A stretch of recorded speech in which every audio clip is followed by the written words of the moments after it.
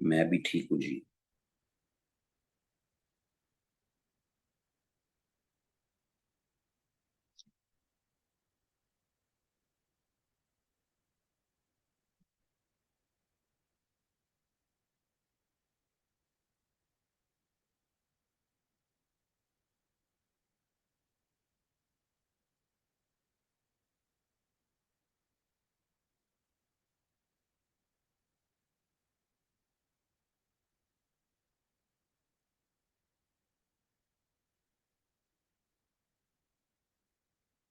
शुरू करते हैं जी। आज जो प्लेटो का रिमेनिंग पोर्शन है उसको देखेंगे और उसके बाद फिर एरिस्टोटल को हम देखने जाएंगे। भाई जिस जिस को जो है ना वो जल्दी है, ये क्लासेस पॉलिटिकल साइंस की हमेशा टाइम से ज्यादा चलेंगी, क्योंकि अगर एक दिन में एक या दो या जो भी टॉपिक है उसको कंप्लीट ना किया तो आप फिर उसको पढ़ने में भी आपको मजा नहीं आएगा, एक दिन आपका जाया हो जाएगा। तो आपके लिए ही प्रॉब्लम होगी। तो लिहाजा टाइम 11 हो जाए, 11:30 हो जाए, 12 हो जाए, तो जिसने लेनी है क्लास लेता रहे, जिसने जाना है वो चला जाए। चीखें मारने की जो है ना वो बिल्कुल जरूरत कोई नहीं है, ये अच्छी तरह जेहन में रखें जी।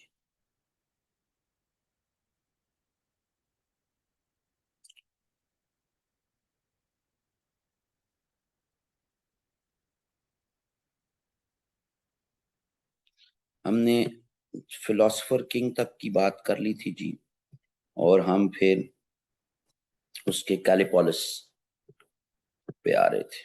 ठीक है जी।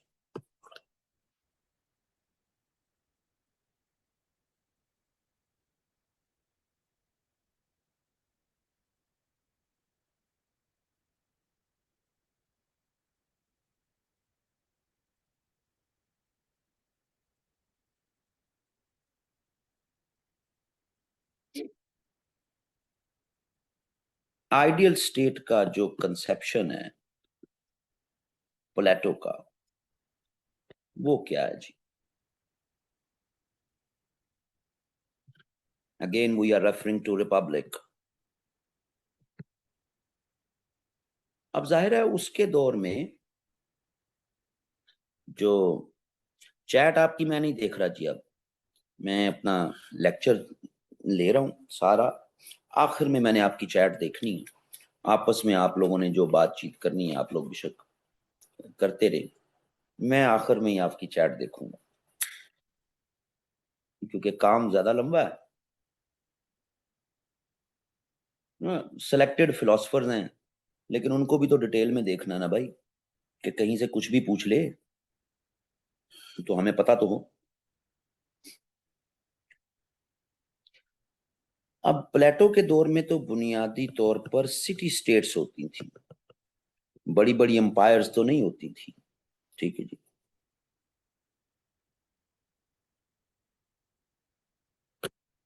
वो वर्ड जो यूज करता है वो करता है कैलिपोलिस, बुनियादी तौर पे मतलब ब्यूटीफुल सिटी।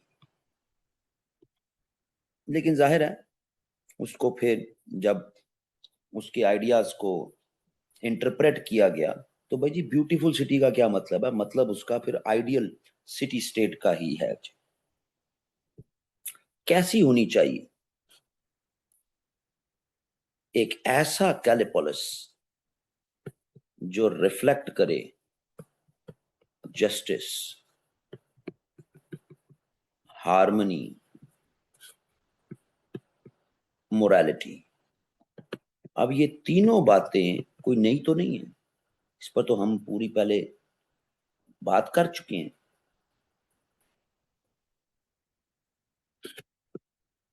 एक यूटोपियन मॉडल है,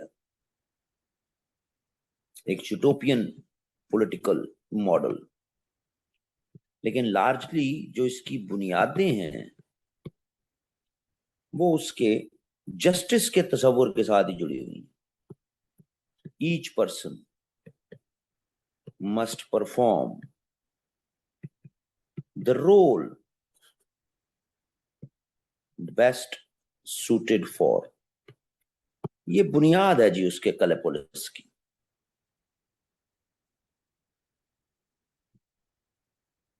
एक ऐसी सोसाइटी जिसमें रीजन गवर्न करे, जिसमें करेज उस रीजन को एनफोर्स करे, और जिसमें एपेटाइट ओबे करे। ये क्या बातें हुई? कोई बात नहीं, रीजन गवर्न करे मतलब फिलोसोफर किंग की बात हो रही, करेज एनफोर्स करे गार्डियंस की बात हो रही है, फौज की बात हो रही है, एपेटाइट ओबे करे फार्मर्स ट्रेडर्स की बात हो रही है। सो कान को जैसे जूसे भी पकड़ लें, कहानी बिल्कुल आसान हो जाती है।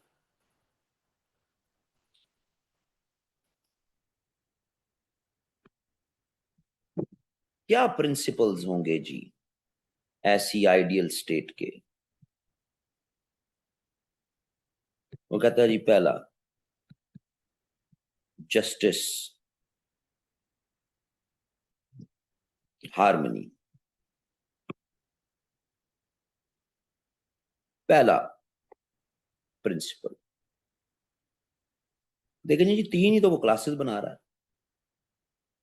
रूलर्स होंगे आपके, गार्डियंस होंगे आपके, और प्रोड्यूसर्स होंगे आपके, ऐसे ही है ना?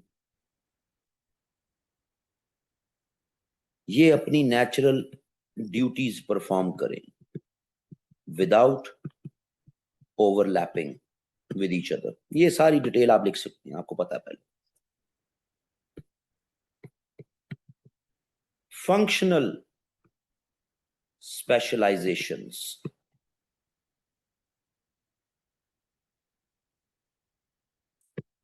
Based on caste, creed, race, wealth etcetera, इनकी बुनियादों पे नहीं, बल्कि जो असाइंड रोल हैं to individuals on their natural aptitude, उसकी बुनियाद। यानी ये जरूरी नहीं है कि एक फार्मर है तो उसका जो सन है वो भी फार्मर ही रहेगा, कि उसकी क्लास डिटरमिन होगी, नहीं। बल्कि उसके एजुकेशन सिस्टम में इतनी पावर है कि वो आइडेंटिफाई करके आपको बता देगा कि इस फार्मर के सन का नेचुरल एप्टीट्यूड इसको किस क्लास में फिट इन करेगा।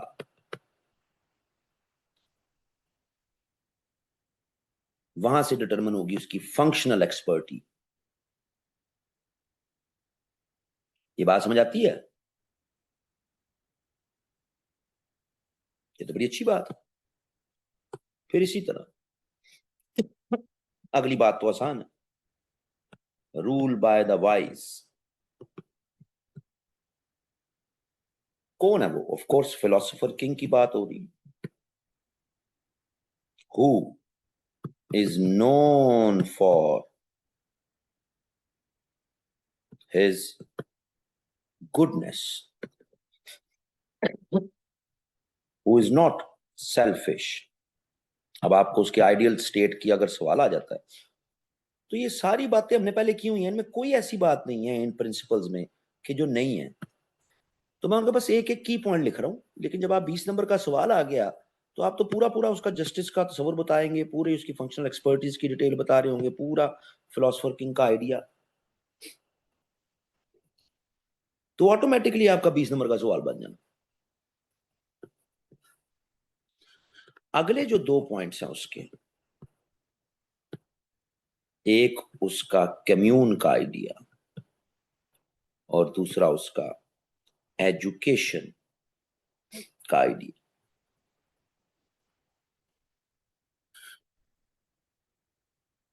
ठीक है जी। कम्यून के आइडिया में वो कहता है कि जो आपके गार्डियंस हैं ना जी, उनकी प्रॉपर्टी शेयर्ड होगी, इनका मील भी शेयर्ड होगा, इवन इनकी फैमिलीज भी शेयर्ड होंगी, ताकि इनमें किसी तरह की सेल्फिशनेस ना आ सके, ये सिर्फ स्टेट को सर्व करें। ठीक है जी। अभी यहां पे इतनी बात बहुत है, आगे अभी पूरा इसका कम्यून का आइडिया डिटेल में देखेंगे, और उसका एजुकेशन का आइडिया। एजुकेशन शेप करती है जी आपके करेक्टर को। एजुकेशन सिर्फ ये नहीं है कि आपका इंटेलेक्ट डेवलप हो, बल्कि किरदार, character building based on high morality. यहां भी इतनी बात ही काफी। स्ट्रक्चर कैसा होगा इस आइडियल स्टेट का? हायरार्कल होगा जी, हायरार्की होगी।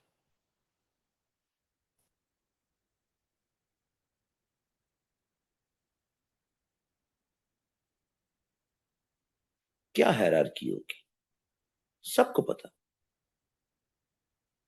रूलर्स जिनका काम होगा, उन्होंने गवर्न करना, उन्होंने मेकिंग करनी है of laws based on wisdom, based on reason, with the purpose of goodness। अल्लाह अल्लाह खैर चलो। गार्डियंस काम क्या होगा? they would defend, they would enforce laws with courage।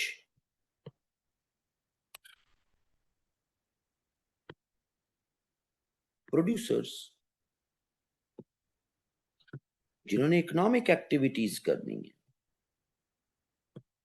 Farming करनी है, ट्रेड करनी है, ठीक है, आर्टिजन्स भी हो सकते हैं, ब्ला ब्ला ब्ला, इन्होंने सबकी जनाब फूड का ख्याल रखना है, सबकी जरूरियात पूरी करनी है, दैट्स इट।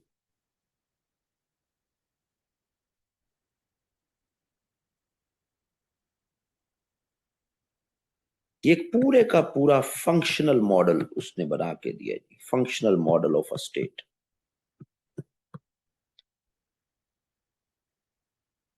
अल्लाह सही सुने।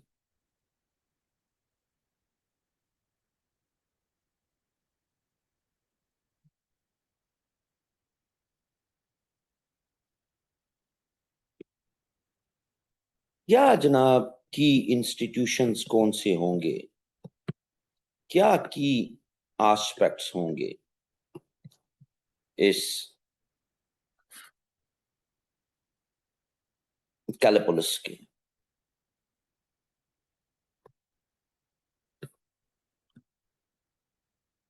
कम्युनिज्म, नो प्राइवेट प्रॉपर्टी, ठीक है जी, ना रूलर्स के लिए, ना गार्डियंस के लिए, कोई नहीं जी। कलेक्टिव रेजिंग होगी जी चिल्ड्रंस की,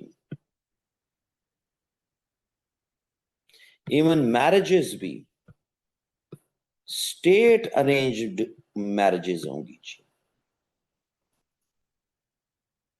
ये वो एस्पेक्ट्स हैं जो एक रूलर को, एक डिफेंडर को करप्ट करते हैं, उनमें सेल्फ इंटरेस्ट पैदा करते हैं।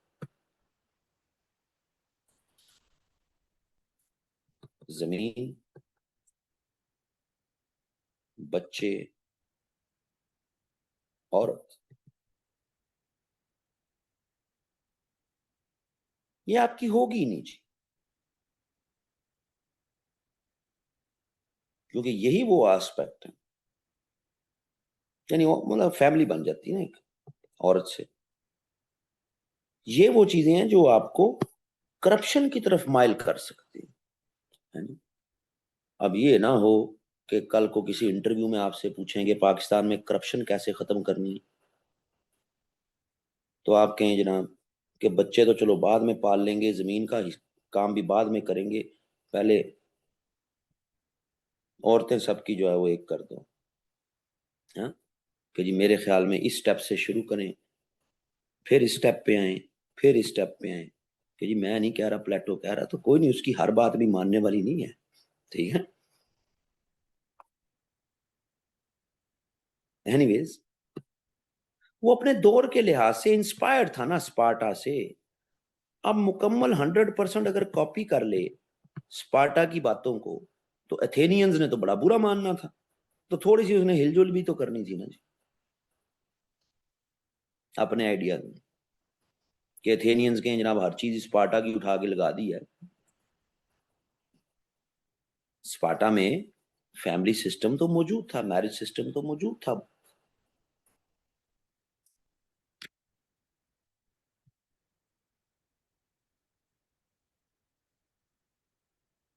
ये बहुत बड़ी गलत परसेप्शन है, याद रखिएगा, जो प्लेटो को लेके बना ली जाती है कि अगर जी जो मर्जी करो जी, ठीक है। मैरिज स्टेट अरेंज्ड है। ये आगे चल के अभी इस पर बड़ी डिटेल में हम बात करेंगे।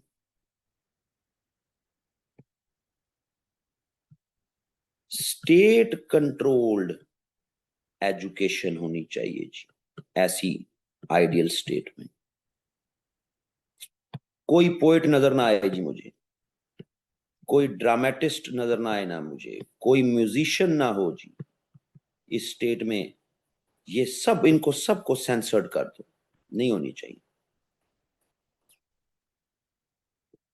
सिर्फ मॉरल अपलिफ्टिंग के कॉन्टेक्स्ट में जो स्टोरीज हैं वो माशरे में राइज करनी।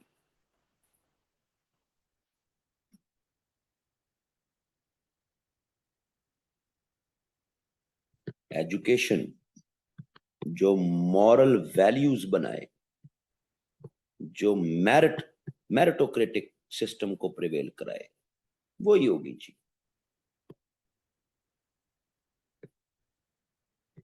No democracy, simultaneously no hereditary rule, ना बादशाहत, ना डेमोक्रेसी।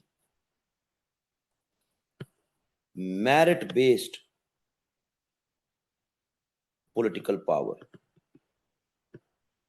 ना ये किसी का बर्थ राइट है, ना कोई वेल्थ की बुनियाद पर, ना किसी इलेक्शन की बुनियाद पर, ठीक है। रूलर निकलेगा आपका, आपकी education system, rigorous education system से निकल, ठीक है जी।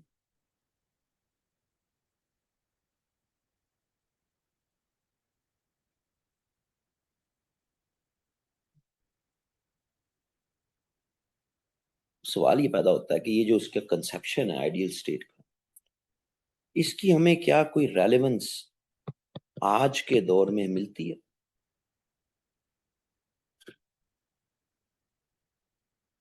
तो जी ठीक है,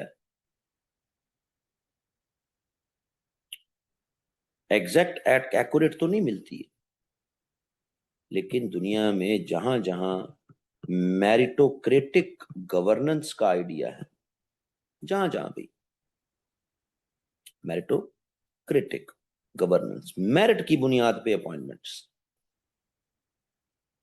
जब आप मेरिटोक्रेटिक गवर्नेंस की तरफ चले जाते हैं, तो मतलब आप प्लेटो की स्पिरिट को फॉलो करते हैं। ये दो चार पांच आप एग्जाम्पल जो है वो दे सकते हैं। आप एग्जाम्पल दे दें सिंगापुर की, सही,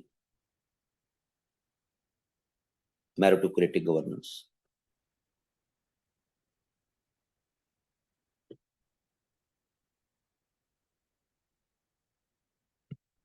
मॉरल एजुकेशन, हम तो इसके करीब करीब भी नहीं है ना पाकिस्तान में, लेकिन दुनिया में ऐसे कई ममालिक हैं जो एजुकेशन को एक मॉरल इम्पेरेटिव के तौर पर लेते हैं।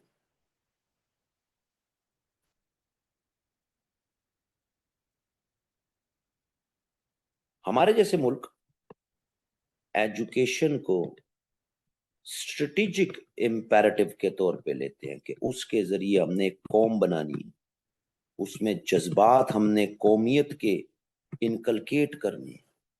तो हम एक स्ट्रेटेजिक इम्पेरेटिव के तौर पर हमारा पाकिस्तान का जो एजुकेशन सिस्टम, लेकिन जो प्लेटो कहता है वो तो कहता है ना मॉरल इम्पेरेटिव। ये कहाँ नजर आता है आपको? आपको एथिक्स बेस्ड करिकुलम जापान में नजर आता है,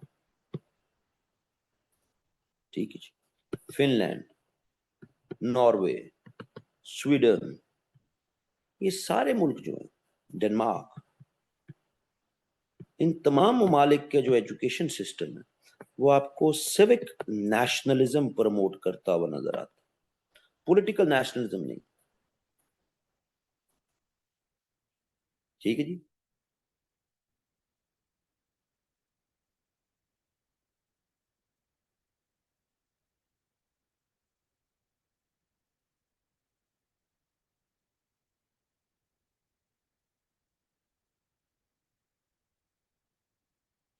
आज दुनिया में जहां जहां भी आपको ब्यूरोक्रेसीज मिलती है, जहां जहां भी दुनिया में आपको ये division of labour based on professionalism के कॉन्टेक्स्ट में, बेस्ड ऑन प्रोफेशंस मिलती है, ये सब भाई वन वे और दी अदर प्लेटो को एग्जैक्ट अगर फॉलो नहीं कर रहे तो उसकी स्पिरिट तो फॉलो करनी।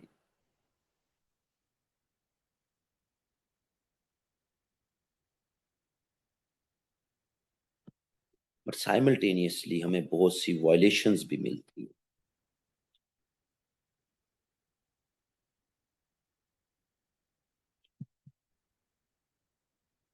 आज की दुनिया में हम देख रहे हैं कि बड़े बड़े बिजनेस टाइकून्स ये डोमिनेट कर लेते हैं पॉलिटिक्स को। आज की दुनिया में हम देख रहे हैं कि मिलिट्री लीडर्स कू कर लेते हैं, रूल में आ जाते हैं।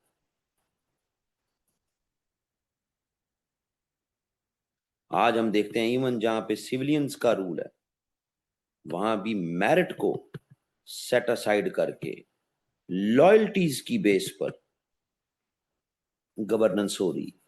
अब ये सारी बातें, ये आसान आसान सी बातें हैं, कोई बड़ी बात, लेकिन ये वायलेशन पूरी दुनिया में होती नजर आ रही।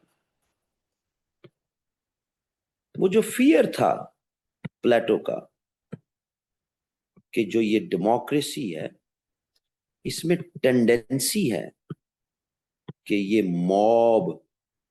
मॉबोक्रेसी भी कहते हैं, उसमें बदल जाएगी, जहां ignorant masses can elect unqualified people. तो आज देखें ना दुनिया में कई जगहों पर पॉपुलिस्ट लीडर्स जिन्होंने सिर्फ अपने रेटोरिक की बुनियाद पर, अपने बयानिए की बुनियाद पर बातें करके, तकरीरें करके, कोई नॉलेज नहीं, नो नॉलेज बेस्ड,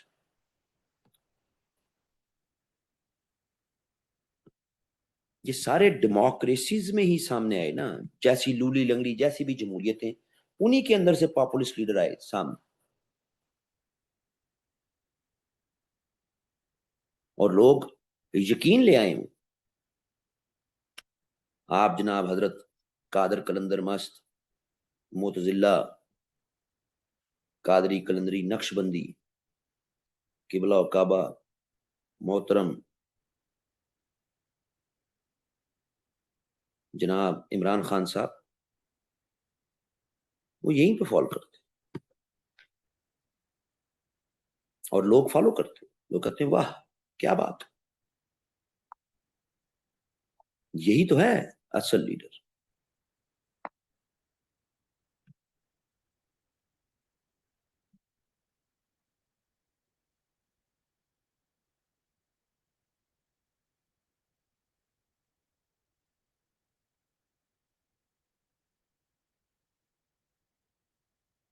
एनीवेज, ये तो अब उसके कुछ, उसकी आइडियल स्टेट के कुछ पॉइंट्स, लेकिन अब असल में दो काम रह गए प्लेटो के, आखिरी दो काम, एजुकेशन एंड सेंसरशिप। दोनों साइड बाय साइड चलते हैं।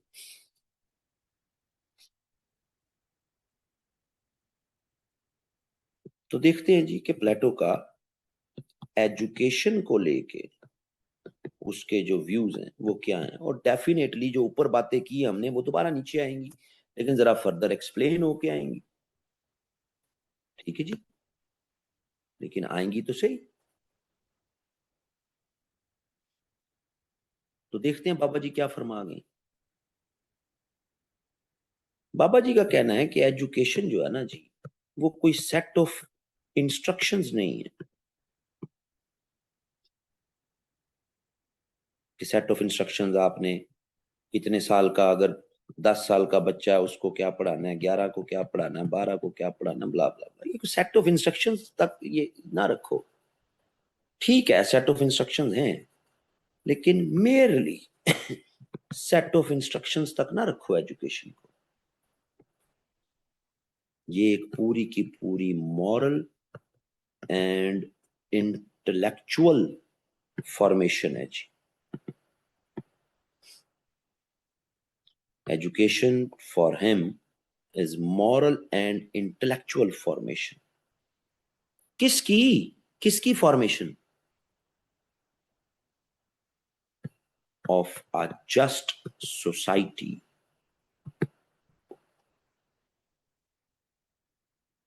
Education is moral and intellectual formation of a just society। अगर कल का लेक्चर याद हो, कौन सी होती है जस्ट सोसाइटी? क्या है जी? Justice is equal to what? Work specialisations plus क्या है जी? कल बताया था,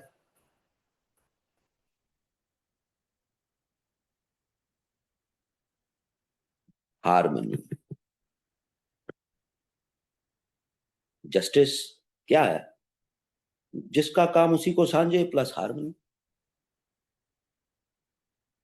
ऐसे ना उस एक ही मेन आइडिया होता है फिलोसफर का, बाकी सारी आगे उसकी राम कहानी ही चल रही होती है। एक मेन आइडिया समझ आ जाए, बाकी सारा फिलोसफर एक ही है, तो क्या बात है भाई।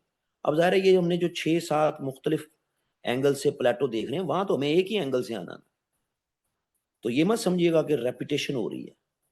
आप तो वहां पे एक ही बात कर रहे होंगे, जो बात आप कर रहे होंगे उसको डिटेल में कर रहे हैं। यहां तो मैंने एक दफा डिटेल में बात कर दी, और अब बाकी सारी जगहों पर आपको बस आइडिया पकड़ाई जा रहा हूं, इसमें ये लिखेंगे, इसमें ये लिखेंगे, इसमें ये करेंगे, ये करेंगे। ठीक है जी।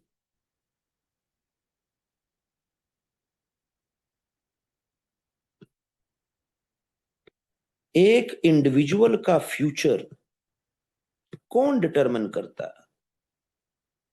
तो प्लेटो का ख्याल है कि इंडिविजुअल का फ्यूचर वो खुद डिटरमिन नहीं करता, उसको ऐसे एजुकेशन सिस्टम में लेके आओ कि वही उसकी डायरेक्शन बना दे। असल काम उस एजुकेशन सिस्टम का जो उस इंडिविजुअल का फ्यूचर शेप कर, खुद कोई नहीं करता।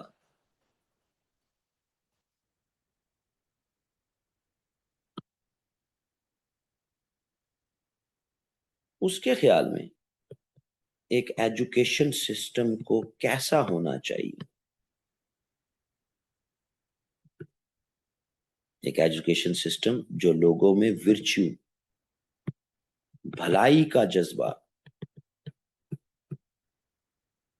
वो पैदा करे दूसरों के लिए।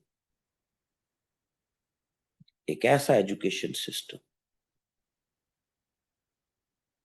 जो ये बताए कि reason must prevail over what? Over appetite. अब आज का पाकिस्तानी एजुकेशन सिस्टम देखें, रीजन तो प्रिवेल नहीं करती, एपिटाइट प्रिवेल करती। मेरा बेटा मैट्रिक के बाद क्या करेगा? एफएससी करेगा, प्री मेडिकल। क्यों करेगा? क्योंकि उसने डॉक्टर बनना है। डॉक्टर बन के पैसे कमाएगा। ठीक है। मेरा बेटा एफएससी प्री इंजीनियरिंग करेगा, करके इंजीनियर बनेगा, और 20-25 हजार की नौकरी के लिए अब धक्के खाएगा। वो इंजीनियर्स तो बेचारे लुट फुट गए ना।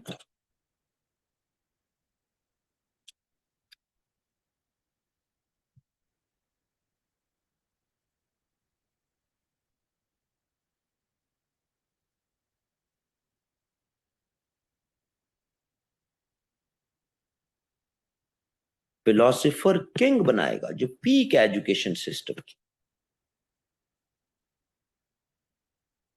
कैसे? तो वो फिर आपको बताता है जी, स्टेजेस।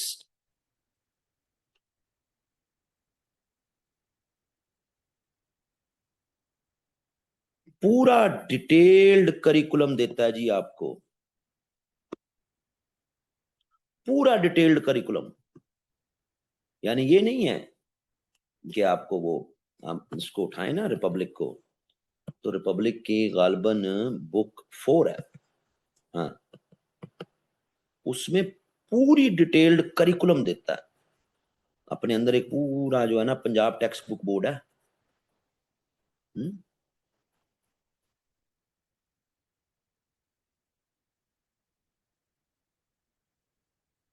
अब यहां जा रहा है उसके करिकुलम को तो नहीं हमने में, लेकिन ये एक बहुत बड़ी, ये छोटी बात नहीं, कि वो अर्ली चाइल्डहुड से लेके ऑनवर्ड्स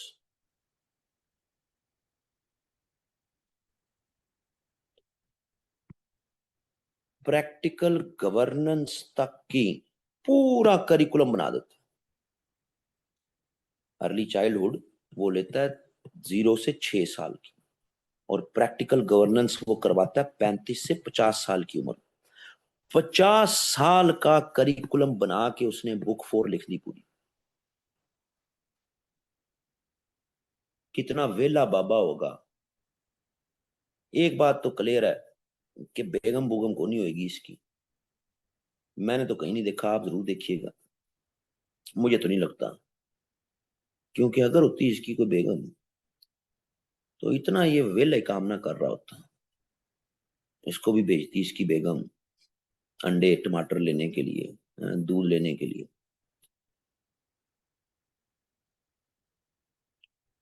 तो पूरा आपको फेज बना के देता है। वो आपको बताता है भाई, पहली जो स्टेज है, अर्ली चाइल्डहुड की स्टेज,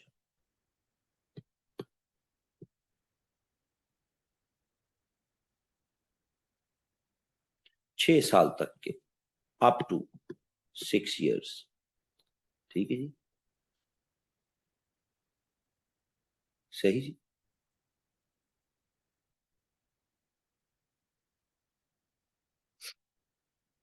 अप टू 6 इयर्स। क्या पढ़ाएंगे आप इसमें बच्चों? सारी इनफॉर्मल लर्निंग। दिमाग पे बोझ ना दो किसी तरह का, बच्चे को दिमाग का बोझ नहीं डालना जी उस पे। अप टू 6 इयर्स, यानी कोई जो वो एक पूरे का पूरा ऊपर हमने बात की थी ना, ये कहाँ गया, ये सेट ऑफ इंस्ट्रक्शंस, तो कोई सेट ऑफ इंस्ट्रक्शंस नहीं। Informal learning, no set of instructions. Set of instruction यही ना, इस साल में ये पढ़ेगा, इस साल में ये पढ़ेगा, फिर ये होगा, फिर ये होगा, फिर ये होगा। मुकम्मल इनफॉर्मल लर्निंग। ठीक है।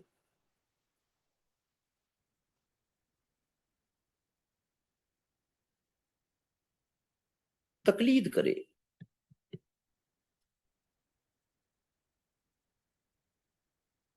इमिटेशन।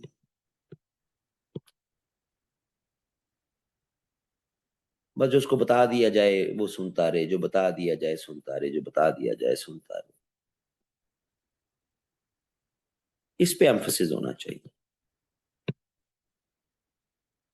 और उसको जो एनवायरनमेंट देना है कि education is all about social environment, वो माहौल वो उसके अंदर वो बस ढलता जाए ढलता जाए ढलता जाए। मीनिंग देयर फाइ कि तरीका सारा तो इनफॉर्मल रहेगा, लेकिन उसको डिसिप्लिन करना बस आपने इसमें, कि अगली भट्टी में जब उसको डालना ना आपने, तो वो उसमें चला जाए। अगली स्टेज में जिसको वो कहता है बेसिक एजुकेशन, ये बेसिक एजुकेशन भी कोई सेट ऑफ इंस्ट्रक्शंस नहीं है जी। ये कोई 18 साल तक, अप टू 18 ईयर्स, वो अप टू 6 ईयर्स है या अप टू 18 ईयर्स, या एंजॉय कराओ उसको। मकसद बस याद रखना, उसकी एक बैलेंस्ड बॉडी बनानी है आपने, और एक बैलेंस्ड माइंड रखना है उसका, बस। यहां भी कोई सेट ऑफ इंस्ट्रक्शंस नहीं, जो बात उसको सुनानी है बतानी है। यहाँ हल्का फुल्का उसको म्यूजिक, हल्की फुल्की पोइट्री, गो के वो मुकम्मल तौर पर इसको लाइक नहीं करता है, ठीक है जी। फिर मुख्तलिफ किस्म की वर्जिशें कराओ उसको, जिम्नास्टिक्स। ये जिम्नास्टिक्स आजकल वाली जिम्नास्टिक्स नहीं है, याद रखो, ठीक है। बड़ी लंबी लंबी दौड़ें भी सजेस्ट की हुई है उसने बुक 4 में ना, जिम्नास्टिक्स मतलब आज वाली जिम्नास्टिक नहीं कि करतब दिखाने हैं, ये याद रखें।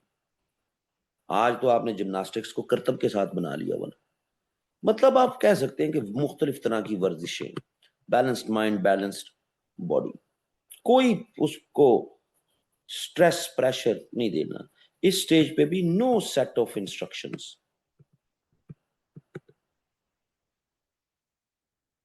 ठीक है जी।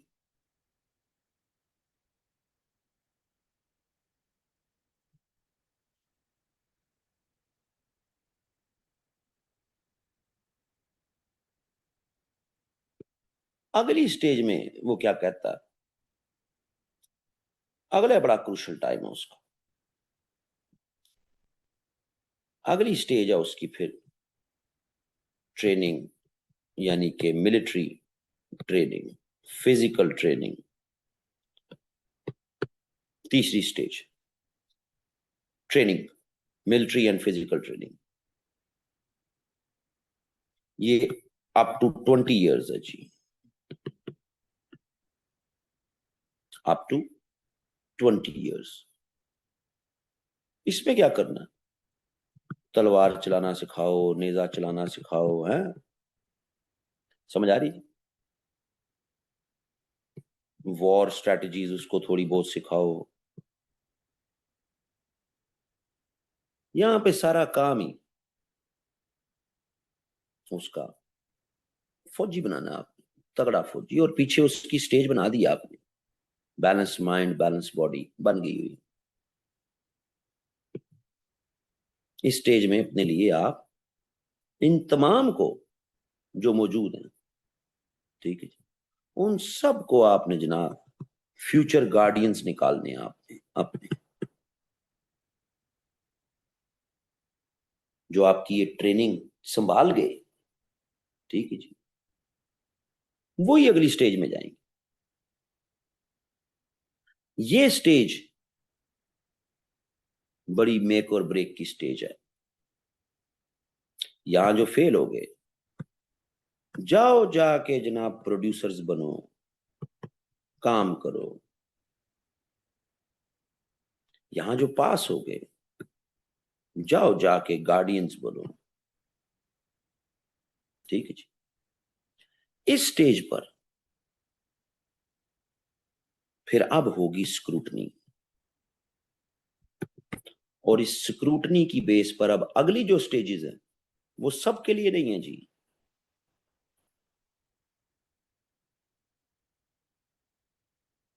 अब जो अगली स्टेजें आ रही हैं, अब आप जा रहे हैं टूवर्ड्स अ फिलोसोफर किंग।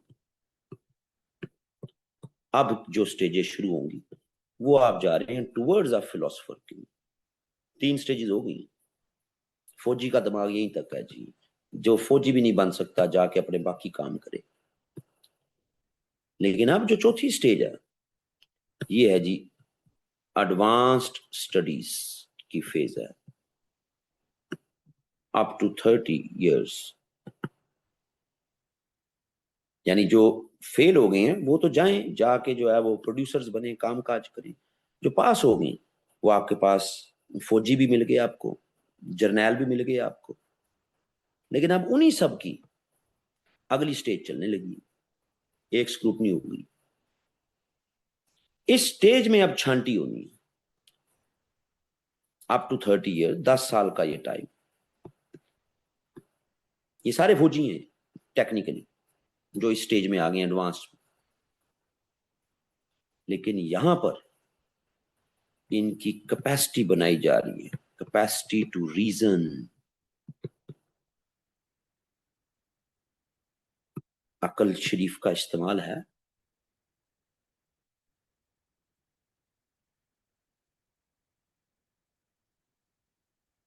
यहां वो सब्जेक्ट्स पढ़ाओ जो कि उस वक्त के ग्रीक्स के नजदीक आला और अरफा सब्जेक्ट्स होते थे। मैथमेटिक्स, ज्योमेट्री, एस्ट्रोनॉमी, ये उस वक्त के दौर के बड़े हाई लेवल सब्जेक्ट्स होते थे। रीजन पर अगर काम करना है, रीजन कैपेसिटी डेवलप करवानी है, तो फिर आप इस स्टेज में एडवांस स्टडीज जिससे रीजन डेवलप करवाना। ठीक, इस स्टेज में जो रीजन की कैपेसिटी नहीं डेवलप कर पाते उनको सलाम हो गया जी, जाओ जाके अब तुम्हारा काम जो है ना वो गार्डियंस तक का, बस जाके फौज में रोल प्ले करो, बाकी जो काम करने हैं करो। अब यहां पर सेकंड स्क्रूटनी हो गई है जी। अब अगली स्टेज जो है वो डायलैक्टिक है जी। इस स्टेज में अब जो आपके पास छांटी रह गई है, जो लोग रह गए, वो अप टू 35 years हैं जी। रीजन इनकी डेवलप होगी। ठीक है, आओ अब इनकी क्रिटिकल थिंकिंग पे काम करो। आओ इनको एक्सप्लोर करवाओ, एक्सप्लोरेशन ऑफ वेरियस फॉर्म्स। आओ इस स्टेज पे इनको बताओ कि जो रियलिटी तुम्हें नजर आ रही है वो असल में रियलिटी नहीं है, असल में फॉर्म्स। सही जी।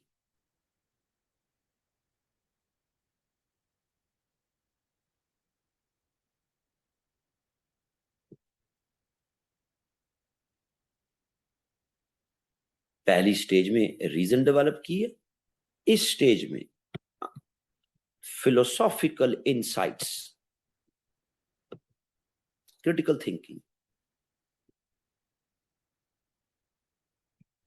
मसाइल के हल, इनसे इनको सिचुएशंस दो, मुख्तलिफ सिचुएशनल एनालिसिस इनके सामने आप करवाओ इनसे।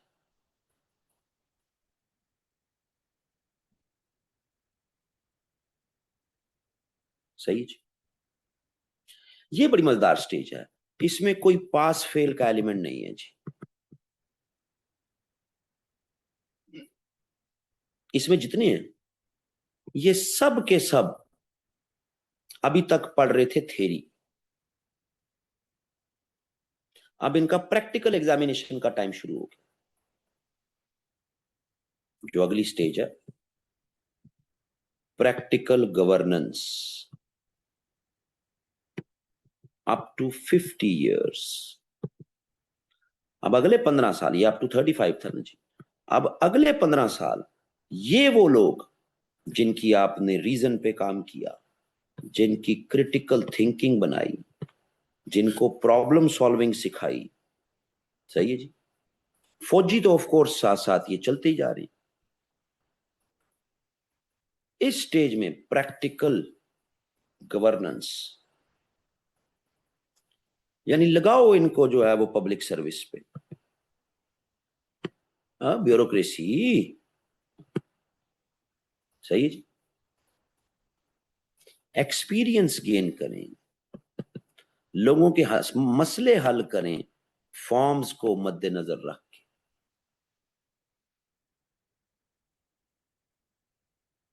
इस स्टेज में सबसे ज्यादा इनकी जनाब ये थर्ड और फाइनल स्टेज की स्क्रूटनी है जी। इस स्टेज में पता लगेगा कौन खैर के जज्बे को अचीव कर लेता है। वो इस स्टेज की प्रैक्टिकल से आपको अंदाजा हो जाएगा। और वो जो लॉट जमा होती रहेगी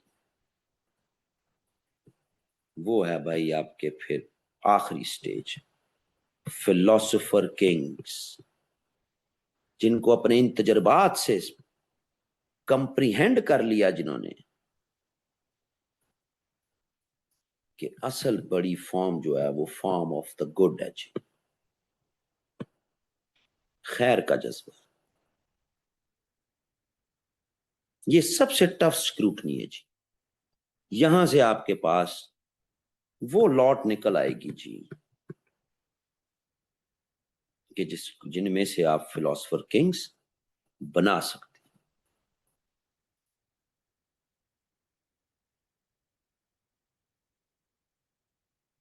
50+ वाले, क्योंकि ये वाले हाँ अप टू 50 हो गया ना, 15 साल वो प्रैक्टिकल ये काम है जी।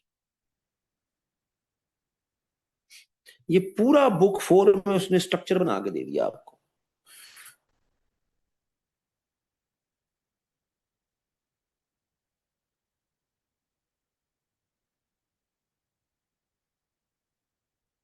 क्या मकसद, क्या गोल्स क्या हैं ऐसे एजुकेशन के?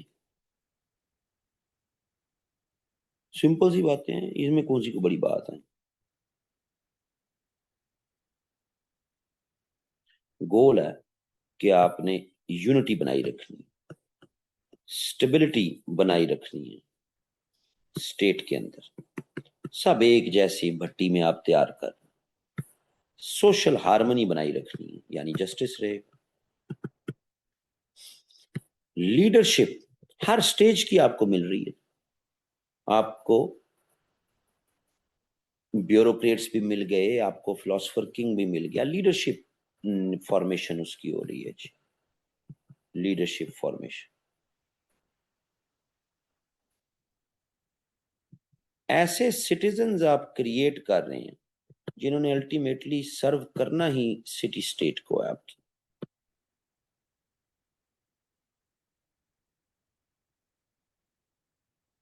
यही आपका गोल है कि आपका सिटीजन आपकी स्टेट को सर्व करे।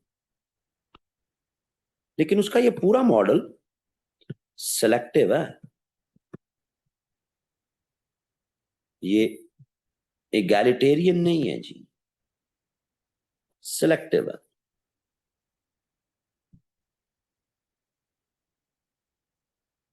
हर स्टेज एक सिलेक्टिव एलिटिस्ट सिलेक्टिव स्ट्रक्चर जो है वो बनता जा रहा है। उसके इस एजुकेशन सिस्टम में ना ये डीपली इंस्पायर्ड है जी वो स्पार्टा की सोसाइटी के स्ट्रक्चर से। लेकिन उसको मनोवन अपनी सोसाइटी में रिप्लेस की, स्पार्टा की सोसाइटी के स्ट्रक्चर को फॉलो करे, वो तो नहीं कर सकता था। एथेनियंस ने बड़ी चपेड़े मारनी थी इसको, डंडे मार मार के या पत्थर मार मार के मार देते कि तू जनाब हमारे दुश्मन का आइडिया हमारे पे लगाना चाहता है। तो उसने उसको मोल्ड किया इस अपने एजुकेशन स्ट्रक्चर में रहते हुए बुला। ठीक है जी।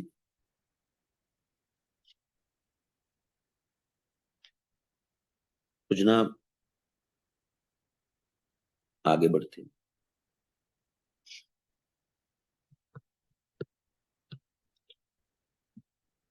ये तो भाई जी हमें भी नहीं पता इस पर तो तारीख ही खामोश है। जो गालिब इम्कान यही लिया जाता था कि जाहिर है जब मेरा सिस्टम शुरू होगा तो जब कोई 50+ पहुंचेगा तब लगाना ना, उस वक्त तक कौन गवर्न करेगा।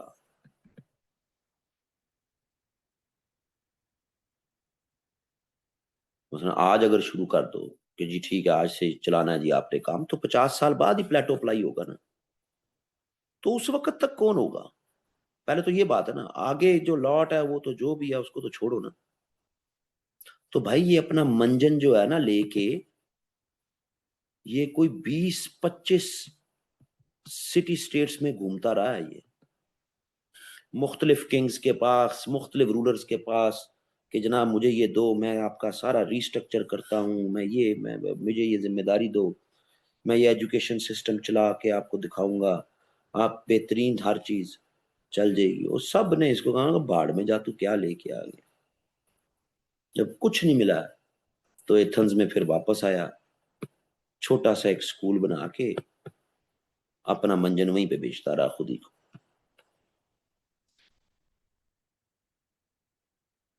तो सरकार जो है वो बड़ी जगह घूमे अपने आइडिया ये लेके, क्योंकि रिपब्लिक तो बहुत पहले लिख दी थी, बाकी स्टेट्समैन और लॉज तो बहुत बाद में लेटर लिखे हैं। तो रिपब्लिक का मंजन लेके 20-25 सिटी स्टेट्स में घूमता रहा कि इसको अप्लाई कर लो। ठीक है जी।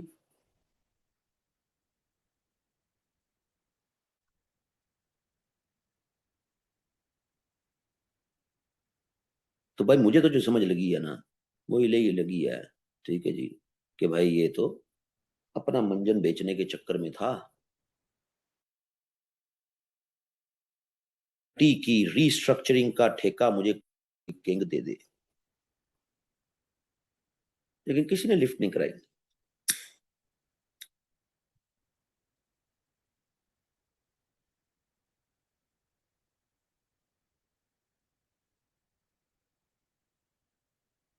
इसके एजुकेशन सिस्टम के साथ साइमल्टेनियस इसका सेंसरशिप है जी।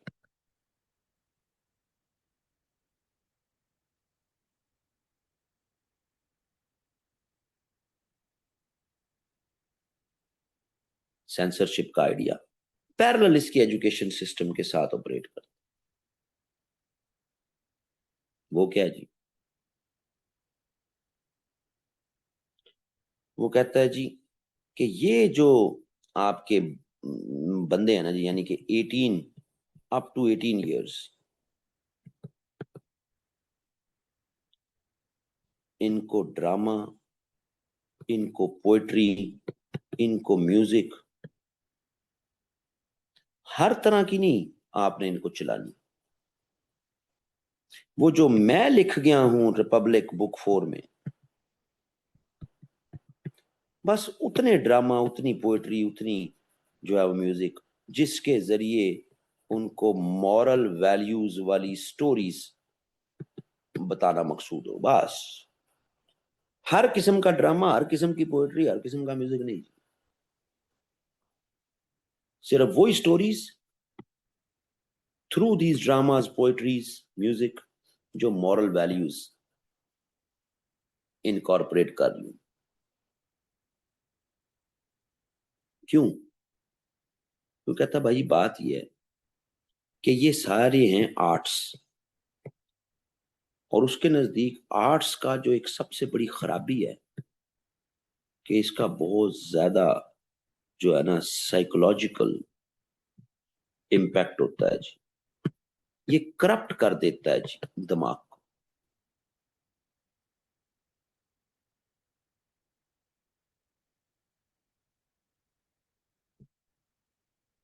उसका ख्याल है कि जो लिटरेचर होता है ना जी, ये पढ़ने वालों में wrong values slowly and gradually incorporate करता रहता। लार्जली लिटरेचर एक रेबल नेचर के साथ लिखा जाता है, तो ये रॉन्ग वैल्यूज इनकॉर्पोरेट करता है जी। उसका ये ख्याल है। ठीक है जी।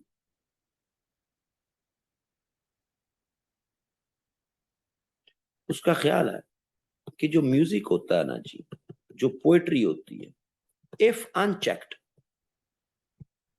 जाहिर है 18 तक की, अप टू 18 तक वालों को आपने थोड़ी बहुत म्यूजिक, पोएट्री और बाकी कहानियां तो चलानी है ना उनके साथ, लेकिन ये अनचेक्ड हो तो ये इमोशंस को जन्म देता है। मेरी सोसाइटी में इमोशंस की कोई जरूरत नहीं, ये डिजायर्स को जन्म देता है।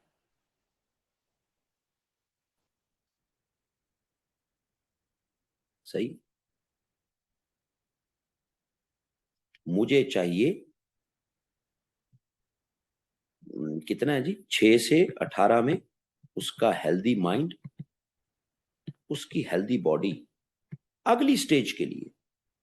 तो ये डिजायर्स जन्म लेती हैं इस स्टेज में, फिर आके गंदी गंदी चीजें जेनों में आती। ठीक है जी।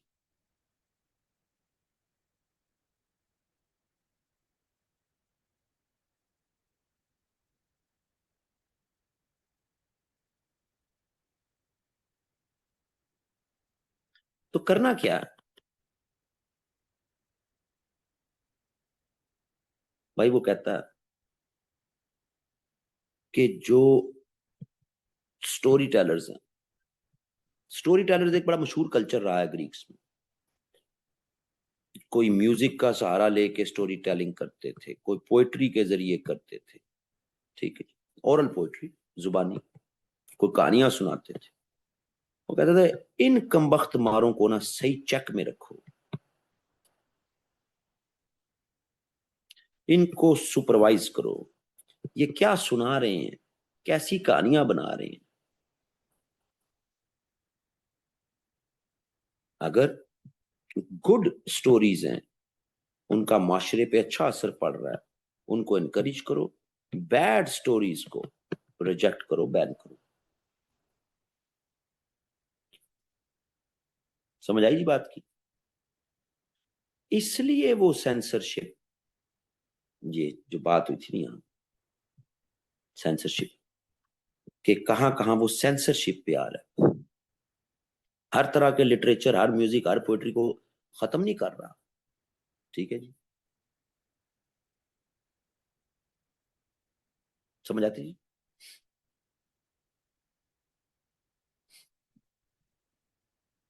लो जी, करा लो जी, जो तूने सेंसरशिप करानी है करा ले भाई।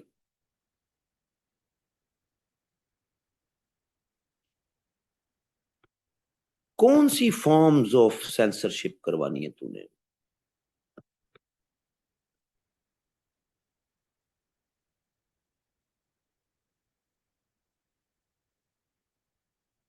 पहले तो वो ग्रीक्स का सबसे एंशियंट जो पोइट है, स्टोरी टेलर है, होमर।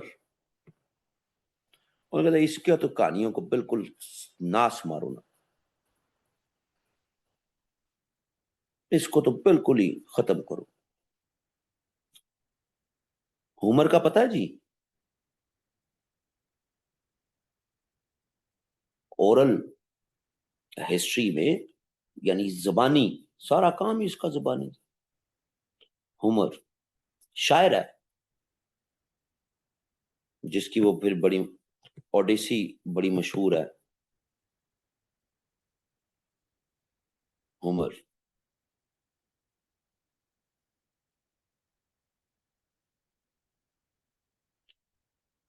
उसको बैन करो। अलमारूफ ओडिसी वाले।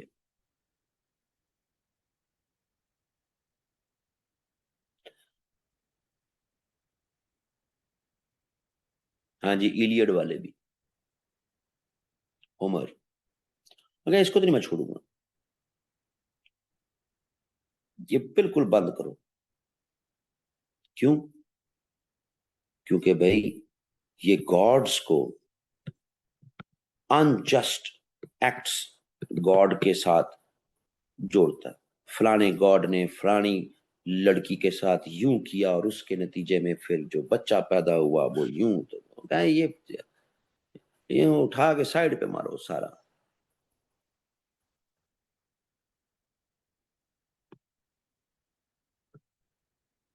सिर्फ वो म्यूजिकल राइम्स वही प्रमोट करनी है जिनमें करेज का एलिमेंट हो, जिनमें टेम्पेरेंस का एलिमेंट हो, सिर्फ वही। उसके अलावा और किसी किस्म के म्यूजिकल राइम्स नहीं चलेंगी जी मेरी सोसाइटी में। ठीक है जी।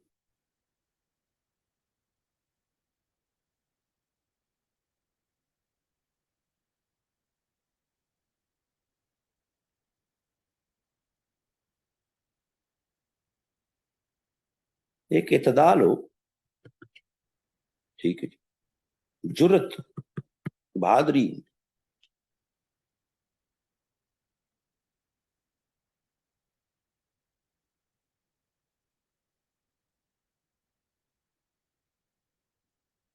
हर वो एस्पेक्ट जो इरेशनल डिजायर्स को जन्म दे, अब वो जन्म उसने उसी टाइम पे देना है, 6 to 18 में ही उस पे उसका असर पड़ना है। तमाम तरह की इरेशनल डिजायर्स को जन्म देने वाला म्यूजिक, लिटरेचर, वो जड़ से फेंक।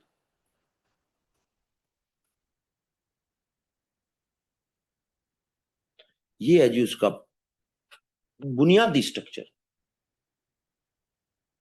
आप अगर गूगल कर लें तो बुक 2 और बुक 4, चाहे आप उसको, अब तो उर्दू तर्जमे भी पड़ी हुई हैं, बुक 2 और बुक 4 रिपब्लिक की।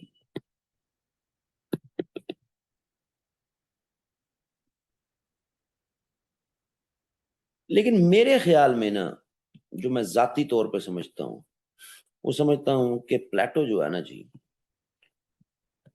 उसको सबसे पहले ट्रांसलेट किया अरबियों ने, अरब स्कॉलर्स ने। अरब स्कॉलर्स से ट्रांसलेट हुआ फिर इटालियंस लातीनी में, लैटिन से फिर आगे वो इंग्लिश में, फ्रेंच में, हर जगह। मुझे लगता है जाती तौर पर कि यहाँ तो ये तो अरब डंडी मार गए कई जगहों पे उसकी ट्रांसलेशन में, और या फिर लैटिन डंडियां मार गए हमें प्लेटो समझाने में, खास तौर पर उसका एजुकेशन सिस्टम।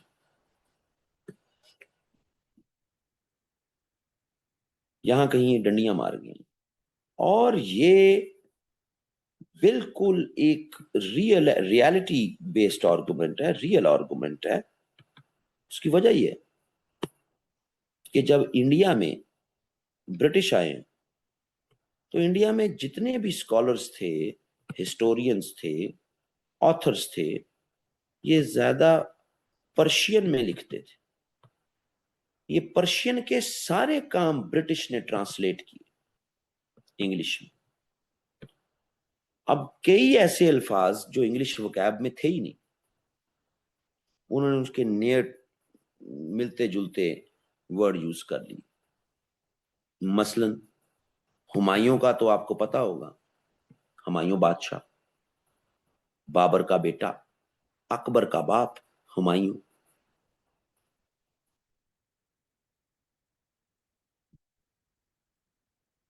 तो हुमायूं जो है ना जी, इसके हकीम बड़े तगड़े थे।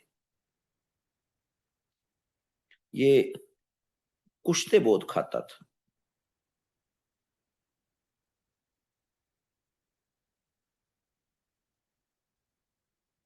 अंग्रेजों ने जब ट्रांसलेट की, उन्हें समझ नहीं लगी।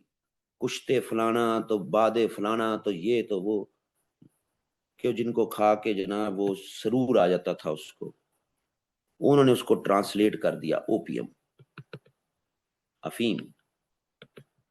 हर जगह अफीम, कि हुमायूं तो अफीम ही खाता था, ओपियम का दिलदादा था। और इतनी बड़ी हिस्टोरिकल नाइंसाफी है कि हुमायूं पर जब लेनपूल लिखता है, लेनपूल एक ऑथर है, इंडियन हिस्ट्री में। लेन पूल ने एक जुमला लिखा, Humayun tumbled through life and tumbled out of it. Tumble मतलब लड़खड़ाना, कि हुमायूं सारी जिंदगी लड़खड़ाता रहा और लड़खड़ा के ही मर गया। हाँ ठीक है, लड़खड़ाता रहा। 4 भाई थे, भाइयों से मसले, फिर शेरशाह के मसले, फिर ईरान एग्जाइल, फिर वापस आया, फिर जंग की, फिर ईरानियों का बहुत ज्यादा प्रेशर था, उनको आबाद करवाया हिंदुस्तान में, आबादकारी करवाई क्योंकि उनकी मदद से वापस आया था। तो हुमायूं टम्बल्ड थ्रू लाइफ, कभी भाइयों की टेंशन, कभी शेरशाह सूरी की टेंशन, कभी ईरानियों का प्रेशर, तो ही टम्बल्ड थ्रू लाइफ, लड़खड़ाता रहा, and tumbled out of it. And tumbled out of it, वो जी अपनी लाइब्रेरी में था, लाइब्रेरी उसकी जिस जगह ऊंची जगह थी तो वो सीढ़ियों से नीचे आ रहा था, तो जनाब लड़खड़ा के सीढ़ियों से गिरा, और लड़खड़ा के गिरा और गिरता है गिरता गिरता वहीं पे मर गया, लड़खड़ा के मर गया। तो क्योंकि जी अब कनेक्टिविटी क्या, कि हर टाइम अफीम के नशे में होता था। लाइब्रेरी गया, लाइब्रेरी से भी आया तो लड़खड़ा गया लाइब्रेरी की सीढ़ियों से और लड़खड़ा के मर गया। अब बंदा पूछे कि अफीम खाने वाले का लाइब्रेरी में जाके पढ़ने पढ़ाने से क्या ताल्लुक है? यानी उसको लाइब्रेरी में भी रखा, ठीक है जी, लाइब्रेरी से निकला भी, नशे की हालत में भी था, लड़खड़ा के गिर भी गया, लेकिन गोरे लिख गए। फारसी की उनको साहब समझ नहीं आई कुश्तों की।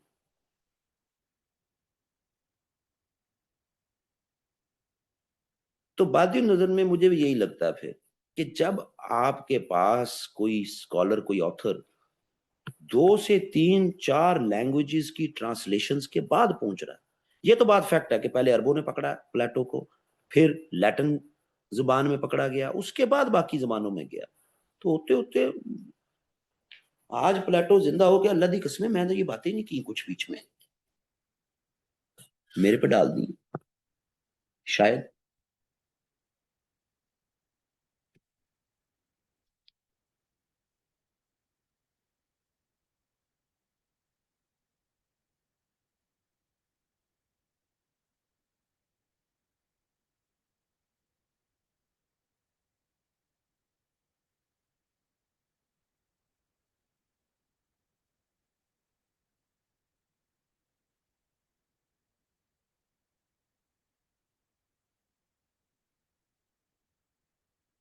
लेकिन अगर हम प्लेटो के नजरिए से देखें ना, तो ऐसा नहीं है कि उसकी ये जो सेंसरशिप है, ये इससे वो कोई टायरेंट्स बनाना चाह रहा है, उससे वो कोई अथॉरिटेरियन रूल बनाना चाह रहा है। वो एक ऐसी सोसाइटी बनाना चाह रहा है जिसकी अपनी एक यूनिक एथिक्स हो। हर वो चीज जिससे उसको खतरा है कि उसके गुडनेस के रास्ते में रुकावट डाल सकती है, उस पे वो सेंसरशिप लगाता है, हर रास्ता। ठीक है जी।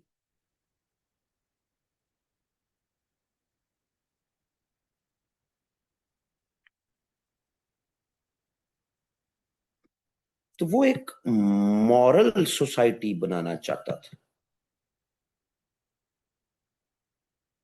तो उसको जहां से भी हल्का सा भी खतरा नजर आया उसने कहा जी सेंसरशिप कर। उसी मॉरल सोसाइटी से ही उसका पॉलिटिकल सिस्टम डेवलप होता है। तो उसकी एजुकेशन प्लस सेंसरशिप, ये बैक वक्त मॉरल आइडिया भी है, इखलाकी उसके एस्पेक्ट्स भी हैं और सियासी एस्पेक्ट्स भी हैं।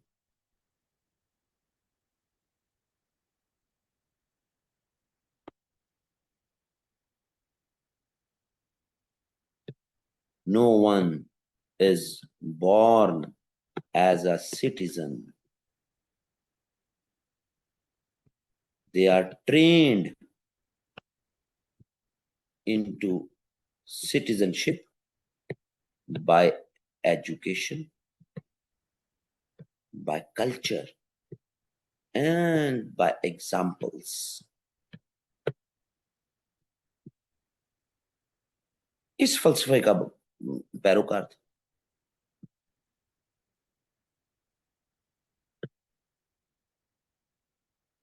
अब अगर आप रसल को उठा के देखें ना, बर्ट्रैंड रसल को पढ़ा नहीं, एजुकेशन एंड सोशल ऑर्डर, उसमें भी ये गालबन चौथे पांचवें चैप्टर में जाके वो सवाल उठाता है कि एजुकेशन का पर्पस क्या है। आपने गुड इंडिविजुअल्स बनाने या आपने बेटर सिटीजन्स बनाने हैं।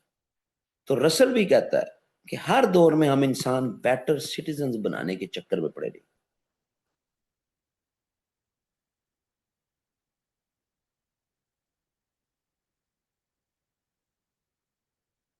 असल टास्क भी यही है।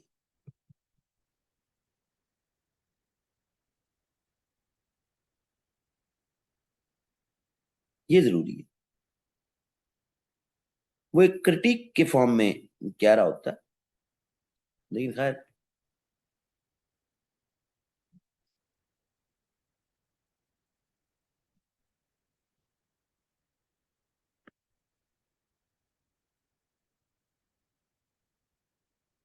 वो इससे मिलती जुलती बात करता ना फिर रसल भी, कि जो एक आइडियल जस्ट सोसाइटी है ना जी,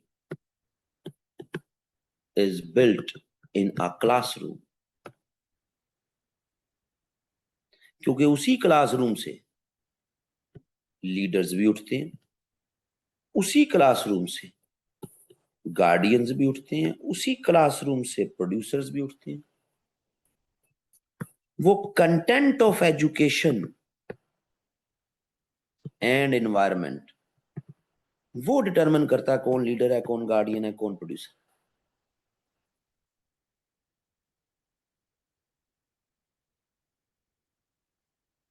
तो ये उसकी एजुकेशन और सेंसरशिप की सारी धमाचौकड़ी।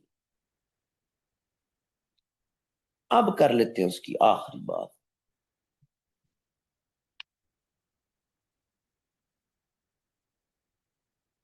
अब उसकी आखिरी बात है फिर उसकी कम्यून का आइडिया।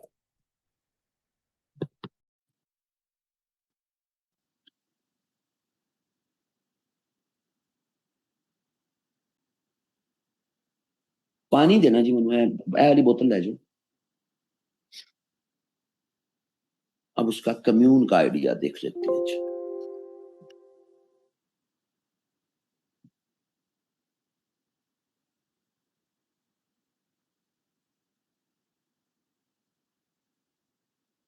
हैं, कंटेम्प्रेरी रेलेवेंस नहीं कराई।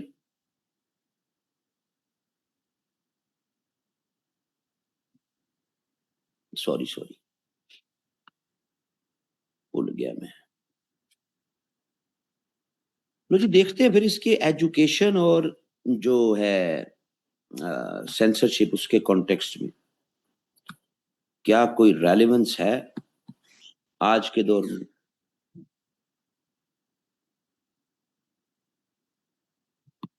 कौन से ऐसे मुल्क हैं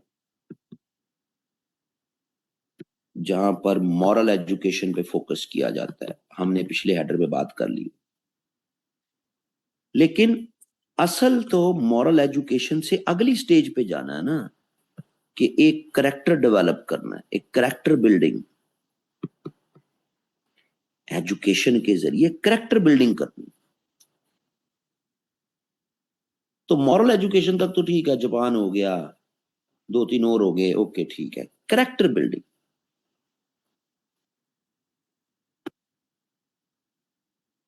ये आपको जनाब फिर जो पब्लिक सेक्टर स्कूल्स हैं,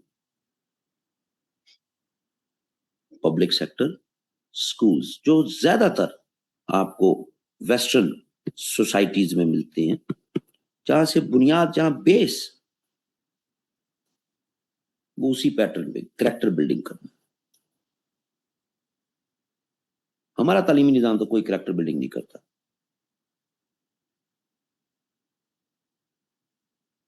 तो ज्यादातर वेस्टर्न सोसाइटीज ही इसको फॉलो करती हैं। हाँ जी, कॉवेनेंट टाइप के जितने भी स्कूल वगैरह हमारे यहाँ भी हैं, तो आप उनके बच्चे भी कॉन्वेंट वगैरह के उठा के देख लेना, तो कितने तहजीब वाले और कितने वेल डिसिप्लिन्ड ऑर्डर, वो कैरेक्टर बिल्डिंग की निशानी है सारी।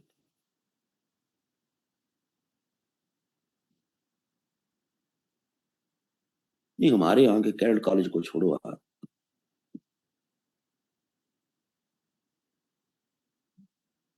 लेकिन आप मॉडर्न एरा में अगर स्टेट के मीडिया पर जो रेगुलेशंस हैं उनको देखें, हेट स्पीच को आपको स्टेट्स रेगुलेट करती नजर आती हैं, फेक न्यूज को रेगुलेट करती नजर आती हैं।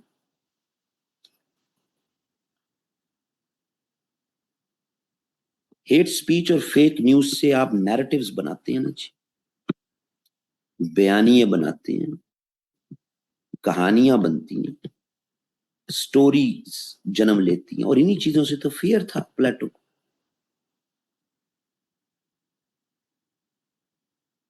आज का सोशल मीडिया, उस पर तो झलक नजर आ रही है, ये मुकम्मल की मुकम्मल, कि जिन चीजों से फियर था प्लेटो को, जब स्टेट्स मुख्तलिफ तरह के मीडिया को रेगुलेट नहीं कर पाती, तो वही चीजें होती हैं जिसका बहुत पहले प्लेटो को फियर था। फिर स्टेट्स आजकल कंटेंट मॉडरेशन पे जा रही हैं, तो उसके नतीजे में फिर सेंसरशिप्स भी करनी पड़ती हैं, कभी एक्स को बैन कर दिया, कभी क्या कभी क्या।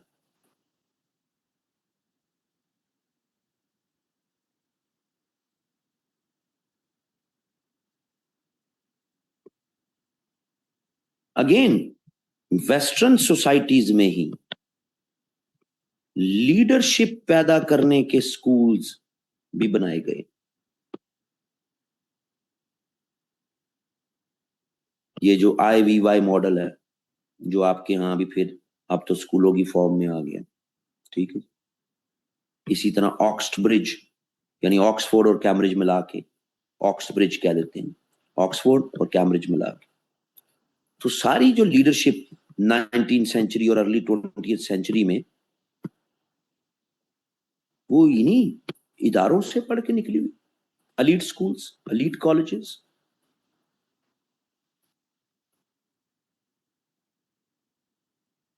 सही।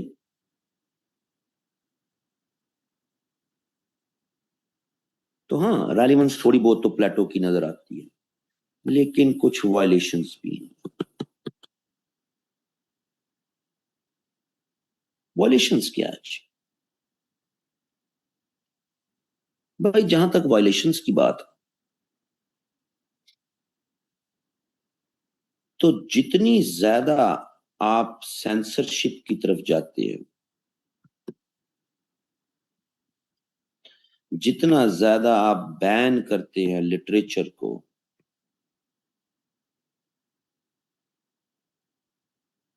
तो उससे फिर फ्रीडम ऑफ एक्सप्रेशन, उसकी वायलेशन होती है ना जी।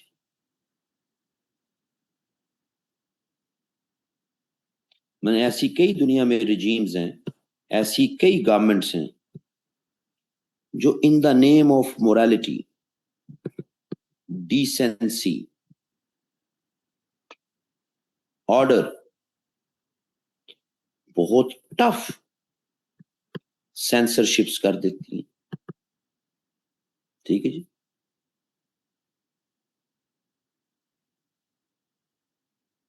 कोई दो तीन चार आप कंट्रीज के नाम दे सकते हैं, ईरान भी इसी में आ गया, ठीक है। ठीक है, नॉर्थ कोरिया भी आ गया, और भी आप दो तीन एग्जांपल दे सकते हैं।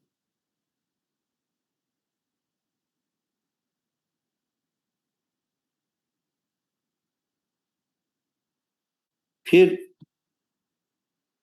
एजुकेशन के नाम पर करैक्टर बिल्डिंग, इसने फिर लेयर्स बना दी हैं जी एजुकेशन सिस्टम में, बहुत ही एक्सक्लूसिव एजुकेशनल एलिटिज्म।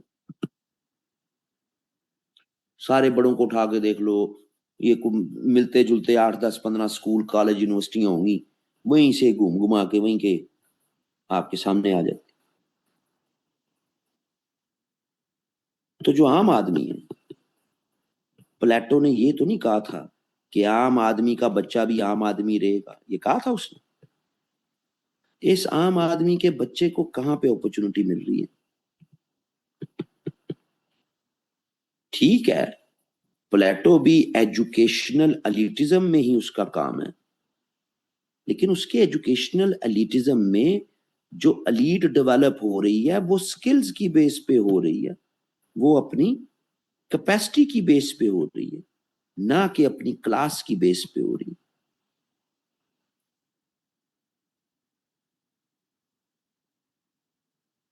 तो ये जनाब उसका जो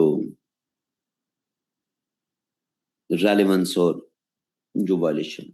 अच्छा, ये रेलेवेंस और वायलेशंस, और खास तौर पे रेलेवेंस जो है, ये मैंने ऐड किए हुए अपने टीचिंग मेथोडोलॉजी में, कि भाई हमें आज के दौर के लिहाज से फिलोसोफर के आइडियाज और बेहतर तौर पर समझ आ जाए, वरना तो सीधे सीधे जो है वो रटे जो है वो चलाए जाते हैं। आप बिलीव में, आप कुछ ना करें, आपको प्लेटो पे किसी भी तरह का सवाल आ जाए, आप कंक्लूजन में उसकी रेलेवेंस 21st सेंचुरी में बना दें, तो एग्जामिनर तो जो है वो आशाश कर उठेगा। ठीक है जी,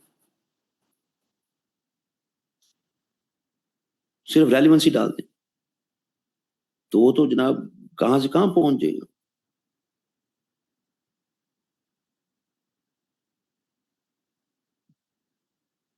अब देखते हैं जनाब अगला पॉइंट, उसका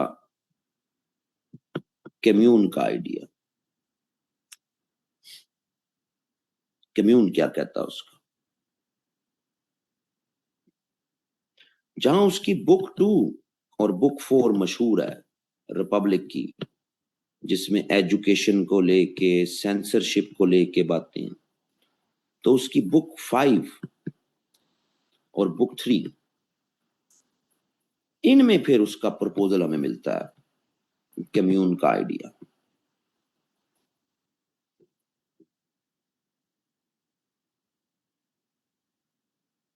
ये जो आपके रूलर्स हैं, ये जो आपके डिफेंडर्स हैं,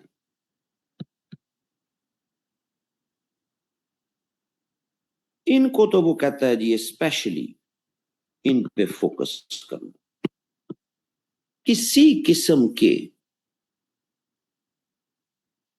इन पर कोई डिजायर का एलिमेंट इनके नजदीक भी नहीं जाना चाहिए,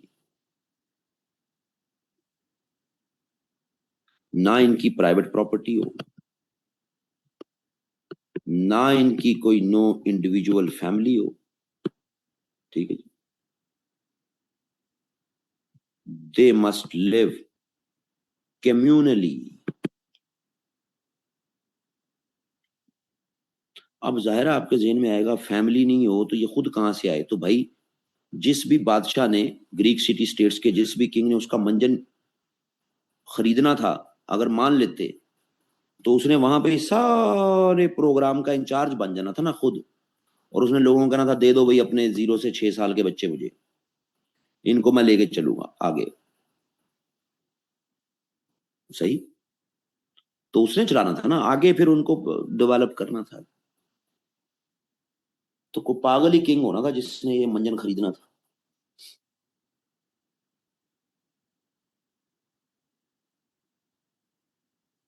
बाबा जी के यहाँ गुडनेस के आइडिया के अलावा बाकी तमाम चीजों पे फिर हंसी आती है। ठीक है जी,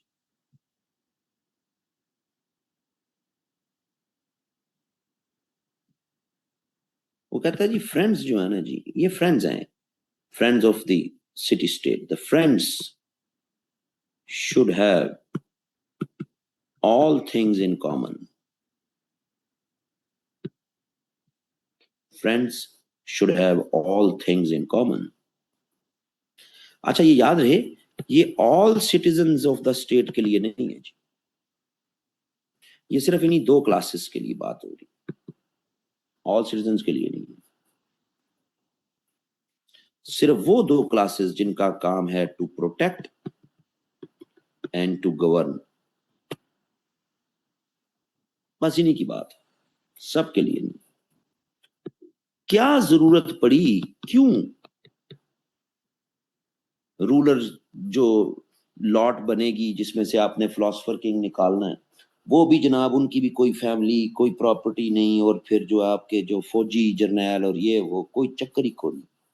क्यों क्यों प्रपोज किया उसने? उसका कहना था भाई to eliminate conflict of interest. ये आसान बात है। हाँ जी, डिस्ट्रैक्शंस हैं, ये है वो है, सेल्फिश मोटिव आ जाते हैं जी, फैमिली के लिए कुछ करना है, फैमिली के लिए कुछ करना है। मैं आप जो कुछ करते हैं at the end of the day हमें फैमिली के लिए कुछ करना है। क्या सेविंग्स हैं, क्या है, हाँ जी, सही, आसान बातें हैं। क्योंकि जी अगर इनके पास वेल्थ होगी तो ये तो फिर they would use power for personal gains, अपने पर्सनल गेन्स के लिए पावर का इस्तेमाल करेंगे भाई। अगर फैमिली होगी तो फिर फेवरेटिज्म होगा, ये करेंगे ये, तो लिहाजा इसलिए नहीं कर। फिर ये भी वजह है कि यूनिटी बनाने के लिए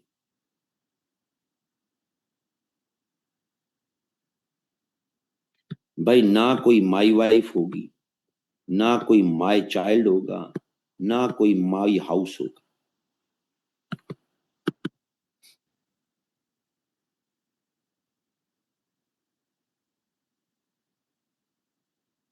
माई वर्सेस योर्स, ये एसेंशियली आइडिया ही रिमूव कर देना दिमागों से इन दो क्लासेस में। खाओ पियो जो कि स्टेट की जिम्मेदारी, तुम्हारी हर चीज का स्टेट ख्याल रखेगी, तुम्हारा काम है सर्व करना गुडनेस के जज्बे के साथ।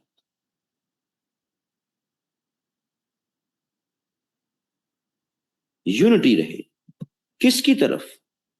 Towards the state, not towards your kin, not towards your family, not towards you know property, इनकी तरफ लॉयल्टी ना हो, लॉयल्टी सॉरी यूनिटी नहीं, लॉयल्टी, लॉयल्टी टुवर्ड स्टेट रहे, बच्चों वाली बात, ठीक है जी।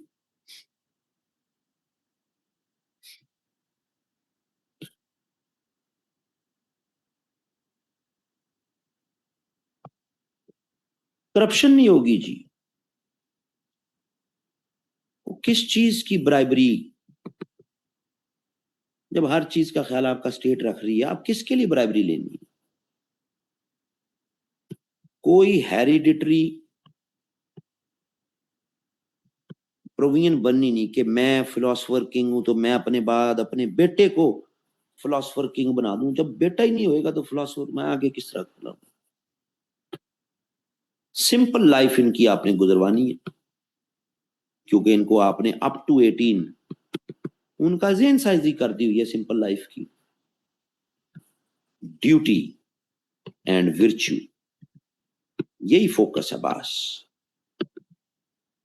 इसलिए भाई जी ये वजूहत हैं जिनकी वजह से क्यों वो कम्यून के इस आइडिया पर आया।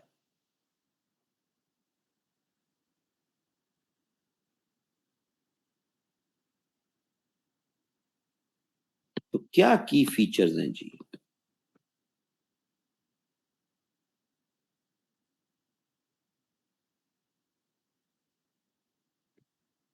अगर पोजेशंस की बात कर ले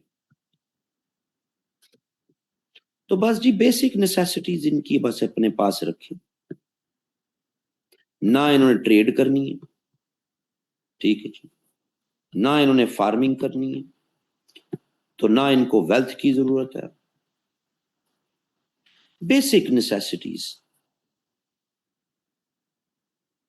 इंतहाई बेसिक, और इंतहाई बेसिक दो ही हैं जी, रोटी ते कपड़ा। वो स्टेट देखेगी आपका, दब के खाओ, अल्लाह तो खैर ही सल, और सर्व करो। तो पोजेशन का एलिमेंट ही कौन है जी? इंतहाई बेसिक नेसेसिटीज, बाकी कोई नो पोजेशन।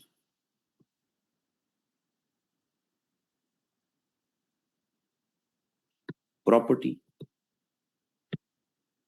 नो प्रॉपर्टी, इनकी कोई ओनरशिप नहीं होगी, ये कम्युनल हाउसिंग के स्ट्रक्चर में रहेंगे।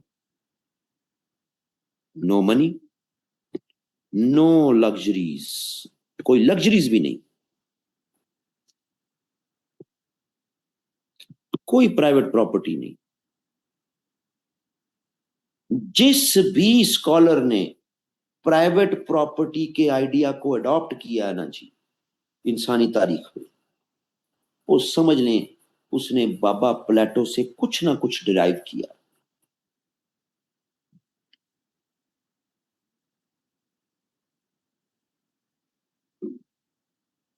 कईयों ने अपनी चीजों को इंप्रूव कर लिया, आगे चल के आप जनाब हजरत मार्क्स दामद बरकात, मुतजिला, इस तरह बाकी भी और हैं जी।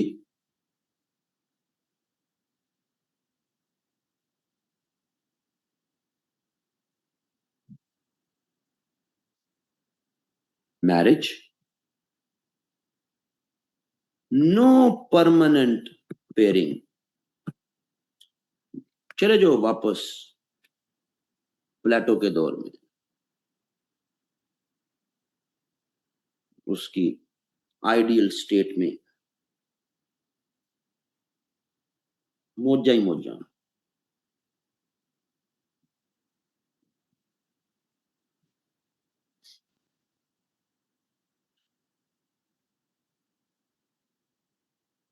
लेकिन शायद उसको उस वक्त अंदाजा नहीं होगा कि भाई इस तरह के काम करने से एड्स भी हो जाता है, लेकिन ज़ाहिर है उस वक्त इतना इदराक नहीं होगा।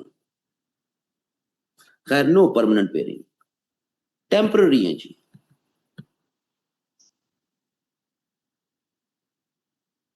स्टेट ऑर्गेनाइज्ड करेगी जी आपके लिए ये सारी फैसिलिटेशंस।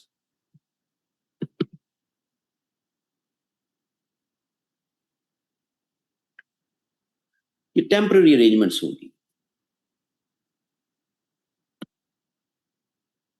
और चिल्ड्रन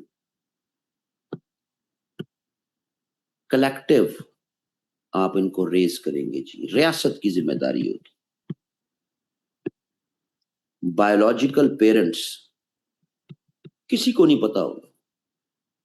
अब ये पॉइंट उस वक्त के दौर में जब ये 20 से 25 रूलर्स के पास घूमता घूमता 100 से ज्यादा सिटी स्टेट्स, और ये 20-25 स्टेट्स में घूमता रहा है अपना नुस्खा लेके रिपब्लिक का, तो कौन सा रूलर होगा जो इस पॉइंट पर मान जाएगा उसने हुकूमतें नहीं करनी, लोगों ने तो सर फाड़ देना था। क्यों नहीं?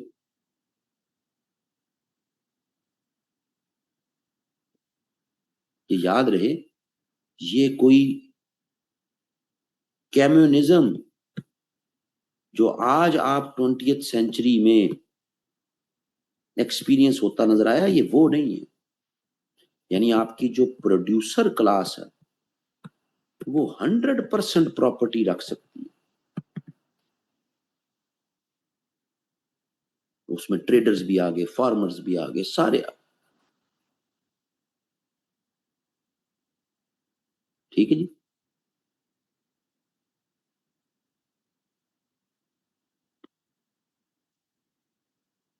और तो और बाबा जी फिर आपको पूरी ब्रीडिंग पॉलिसी बना के देते हैं बुक 5 में।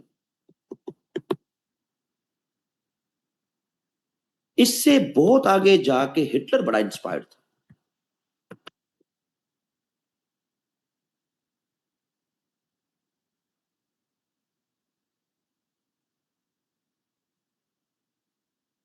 औरतें भी फौजी और फिलोसफर किंग बनती थी। कैसे सोच लेते हो यार। फिर उनमें मुखन्नस भी होंगे, उनका क्या, उनके बारे में उसने क्या लिखा होगा। औरतों से ज्यादा जो हिजड़े खुसरे वो भी तो होते हैं, उनके बारे में भी कुछ लिखो। उनमें से अगर फिलोसफर किंग बन जाओ, ओए होए, रोज ही जाके कोई फिलोसफर किंग।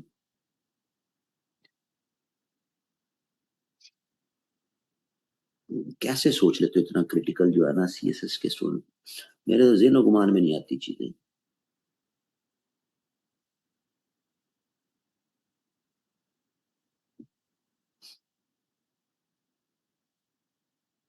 मैंने कहा जी जो बेस्ट होंगे ना जी, वो इस टाइम रात को 11 बजे किसकी कॉल आ गई। हेलो। वालेकुम सलाम। हाँ क्या हाल है तेरा। हाँ ठीक हूँ। ये तो अब तेरा कोई नया नंबर आ गया।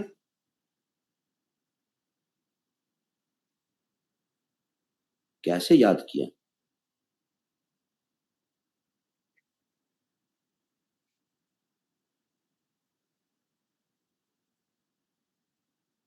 नहीं तो मैंने कोई होटल खोला हुआ।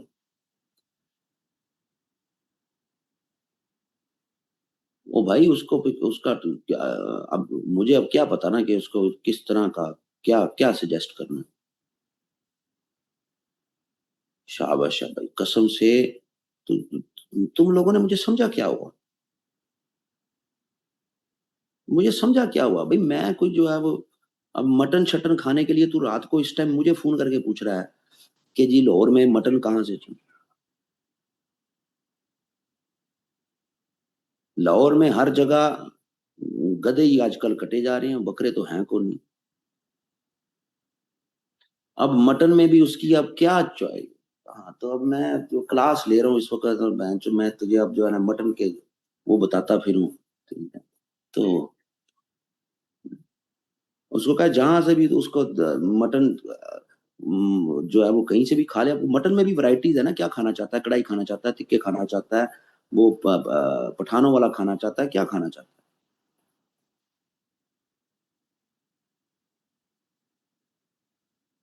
हाय हाय। उसको कहा लक्ष्मी चला जा, लक्ष्मी जाके जो है नदीम भट्ट की कढ़ाई खा ले जाके। हाँ लक्ष्मी में, लक्ष्मी में लेकिन हर सारे भट्ट है वहां पे, किसी से पूछ ले कि नदीम भट्ट वाला कौन सा। हाँ, ओके। चलो। मैं रात के इस टाइम पुराना स्टूडेंट है, और रात के इस टाइम जो है वो।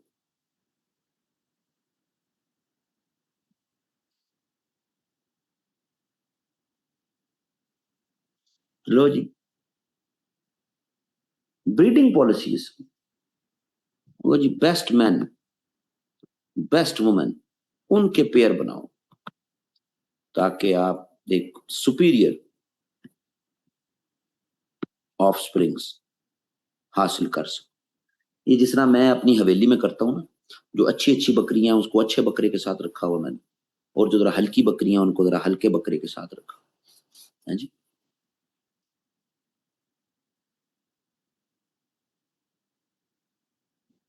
बेस्ट जो है वो आप बनाएं। किसी को ना पता हो कौन किसका सन है, कौन किसकी डॉटर है, किसी को ना पता हो। चिल्ड्रन जो है वो इक्वल अफेक्शन उनको मिल रही हो जी। ये एक बहुत बड़ा यूटोपिया है। वो कहता है कि ये बायोलॉजिकल जस्टिस है जी। तमाम बच्चों को एक जैसी परवरिश मिल जाएगी।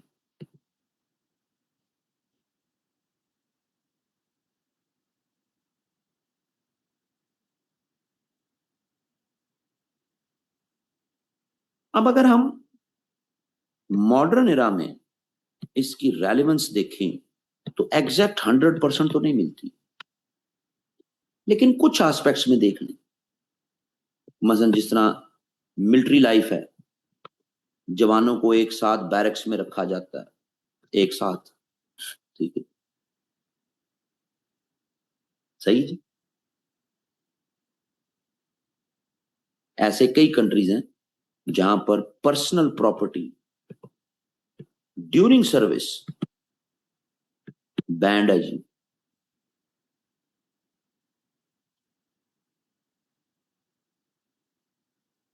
इवन ईरान जैसे मुल्क में 1980s में जब वॉर हुई तो रोटेशनल फैमिली सिस्टम वो अप्लाई किया गया, सही है?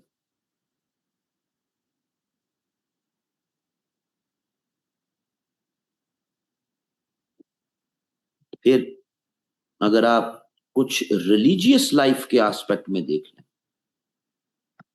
बुद्धिस्ट हो गए, ठीक है जी, कैथोलिक्स जो प्रीस्ट हो गए, नन्स हो गई, वहां पे आपको ये नो फैमिली, नो प्रॉपर्टी, कुछ नहीं मिलता, वो एक झलक नजर आती है, ठीक है जी।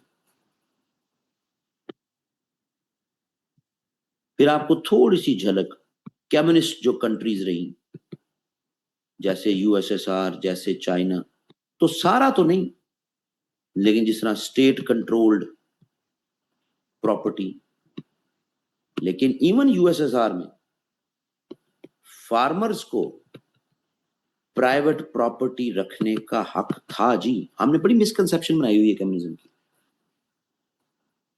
फार्मर्स के पास प्राइवेट प्रॉपर्टी का हक 1920s में ही लेनिन ने दे दिया था, तो वो हमें पार्शल सी एप्लीकेशन नजर आती है। तो ये नहीं है कि पूरे का पूरा ही नजर आता है वो हमें, लेकिन कुछ उसकी एप्लीकेशन नजर आता है। अब इनकी वायलेशन क्या बनानी है आपने, ठीक है, वायलेशन तो किसी को प्रैक्टिकल किसी अच्छे आइडिया की बनाएंगे ना जी। इस हेडर की क्या वायलेशन आपने बनानी है, कि इसकी वायलेशन तो फिर पूरी दुनिया में हो रही है, जहां जहां फैमिली सिस्टम है, ठीक है जी, वो मतलब है वो तो वायलेशन में है, तो वो ये फ्लॉड आर्गुमेंट हो जाएगा ना। जरूरी नहीं कि वायलेशन हर हेडर में ही अप्लाई हो। कहानी समझ आई है जी?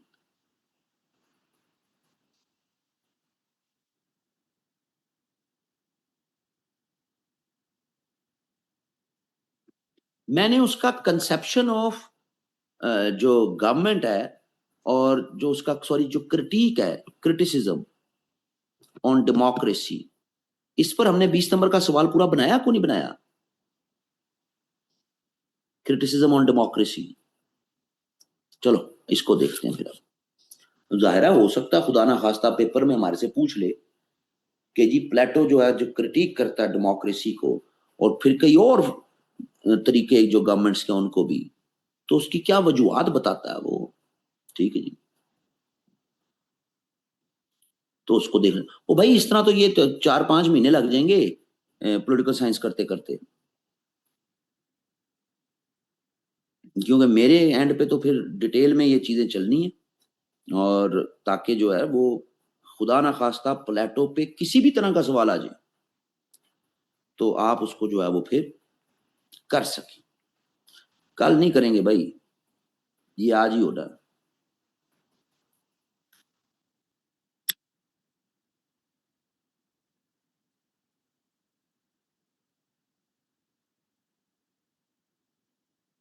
थोड़े कर लें, लेकिन जो है वो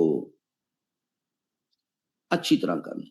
फिलोसफर जरूरी नहीं है कि हर एक को रट्टे मारने, जो इंपॉर्टेंट हैं, जिनसे आपका पेपर निकलता है, वो कर लें, बाकियों की खैर है। तो देखते हैं जी, जो उसका क्रिटिसिज्म है इस पे, डेमोक्रेसी पे।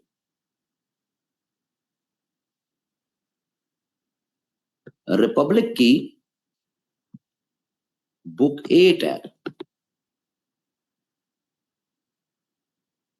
जिसमें फिर ये डेमोक्रेसी और बाकी जितनी भी तरह की फॉर्म्स ऑफ गवर्नमेंट है उनको क्रिटिक करता। रिपब्लिक की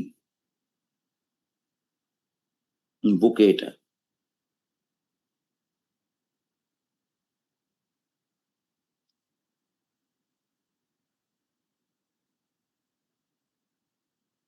पांच तरह की वो आपको बताता है जी रेजीम्स, पांच तरह की। फिर हर एक की वो डिटेल आपको बताता है कि वो किस लॉजिक के तहत वो बनी, उसका डिके फिर कैसे होता है और उसका इवेंचुअल कोलैप्स कैसे होता है, हर एक की डिटेल बताता है।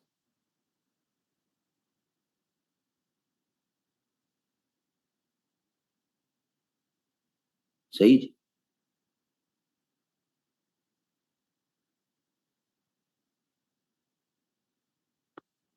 मसलन एक वो बताता है जी tyranny,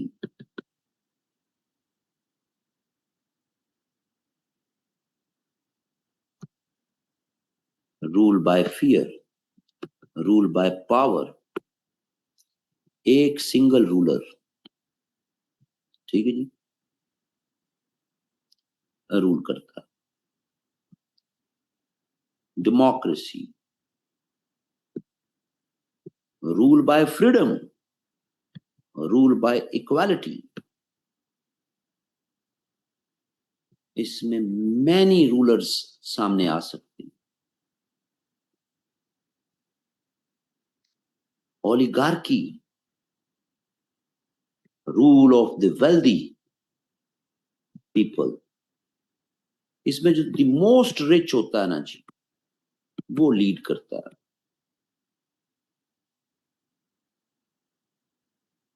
democracy, rule bye honour, rule by ambitions. ये ज्यादातर आपके जो वॉरियर क्लास होती है वो रूल करती है। एंड अरिस्टोक्रेसी,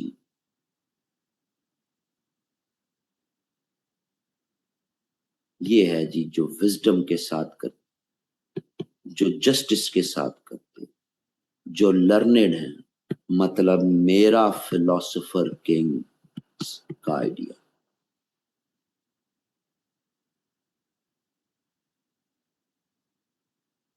ठीक है जी।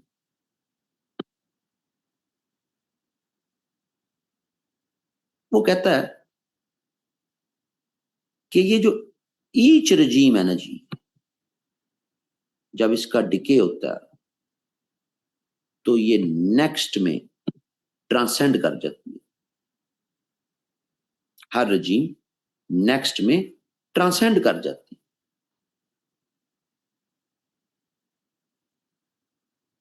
ठीक है जी।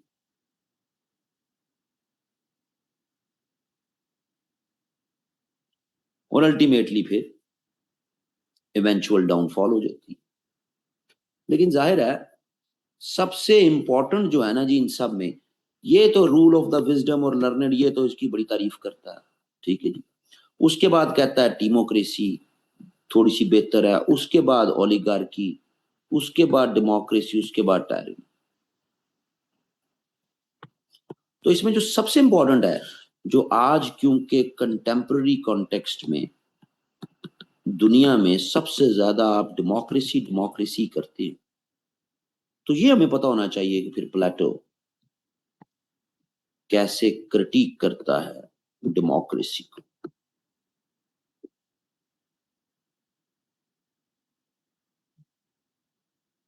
क्योंकि उसका कहना है ये है गेट वे टू टायरनी। यहां से शुरू ना, अरिस्टोक्रेसी जब कलैप्स करेगी तो डेमोक्रेसी, डेमोक्रेसी कलैप्स करेगी तो ओलिगार्की, ओलिगार्की कलैप्स करेगी तो डेमोक्रेसी, और डेमोक्रेसी कलैप्स करेगी तो टायरनी। और ये सबसे बुरा रूल है। यही वो दौर था जिसमें सोक्रेटिस को जहर का प्याला पिलाया गया, और उससे पिछले दौर में जब एथेंस को was defeated by स्पार्टा, तो वो डेमोक्रेसी का दौर था। तो इसलिए उसके फिर साइकोलॉजिकली सबकॉन्शियसली वो डेमोक्रेसी के बहुत खिलाफ है कि क्योंकि एथेंस में डेमोक्रेसी आई, एथेंस बुरी तरह डिफीट हो गया और उसके बाद टायरनी शुरू हो। जिस तरह मैंने आपको कल भी बताया था कि हिस्टोरिकल रेलिवेंस अगर पता हो ना थोड़ी सी, तो आधा फिलोसफर तो वहीं पे क्लियर हो जाता है आपको, तो ये कौन सी बड़ी बातें कर गया, ये अपनी जिंदगी में जो कुछ हुआ इसके साथ, उसको इसने औखे औखे और सोखे सोखे और अजीबोगरीब अल्फाज का नाम देके कहानी बना दी, बात खत्म।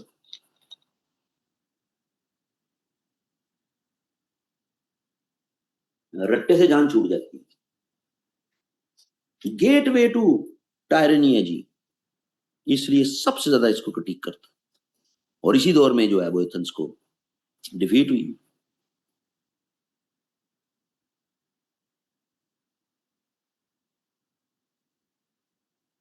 वो कहता जी जरा आओ पहले इसको देख लेते हैं ना कि क्या डिफाइनिंग फीचर्स हैं डेमोक्रेसी के।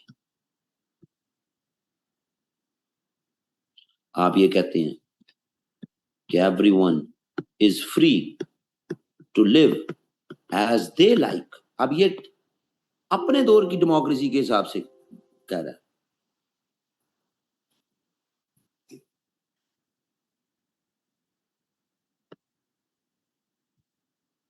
नो रिस्पेक्ट फॉर एक्सपर्टीज,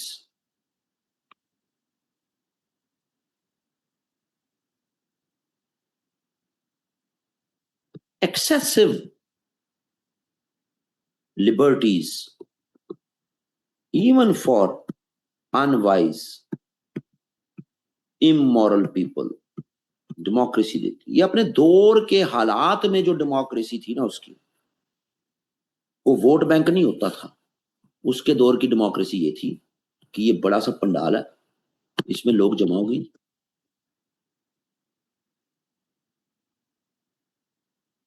यहाँ पे एक काउंसिल या एक दो तीन चार लोग हैं, उन्होंने अनाउंस किया कि हाँ जी ये काम करना है कर लें। शोर अगर ज्यादा हो गया तो इसका मतलब है कर लें, ठीक है जी।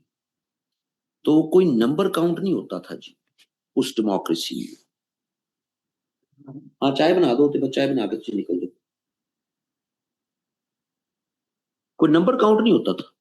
शोर जिस तरफ ज्यादा हो गया, उसके दौर की डेमोक्रेसी यही थी। तो अपने दौर की जो डेमोक्रेसी के फीचर है ना, बेसिकली तो वो बता रहा है।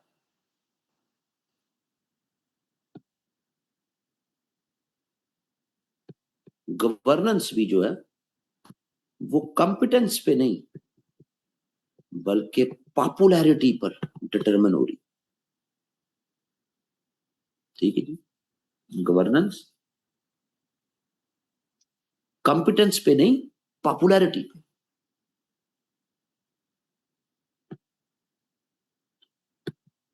बुक 8 में गाली नहीं देता बस, वो कहता है democracy is a charming form full of disorder, ठीक है जी।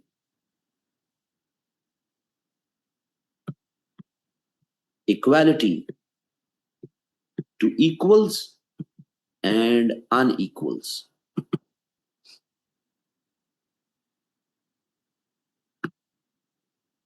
टोटल उसका निचोड़ ये है।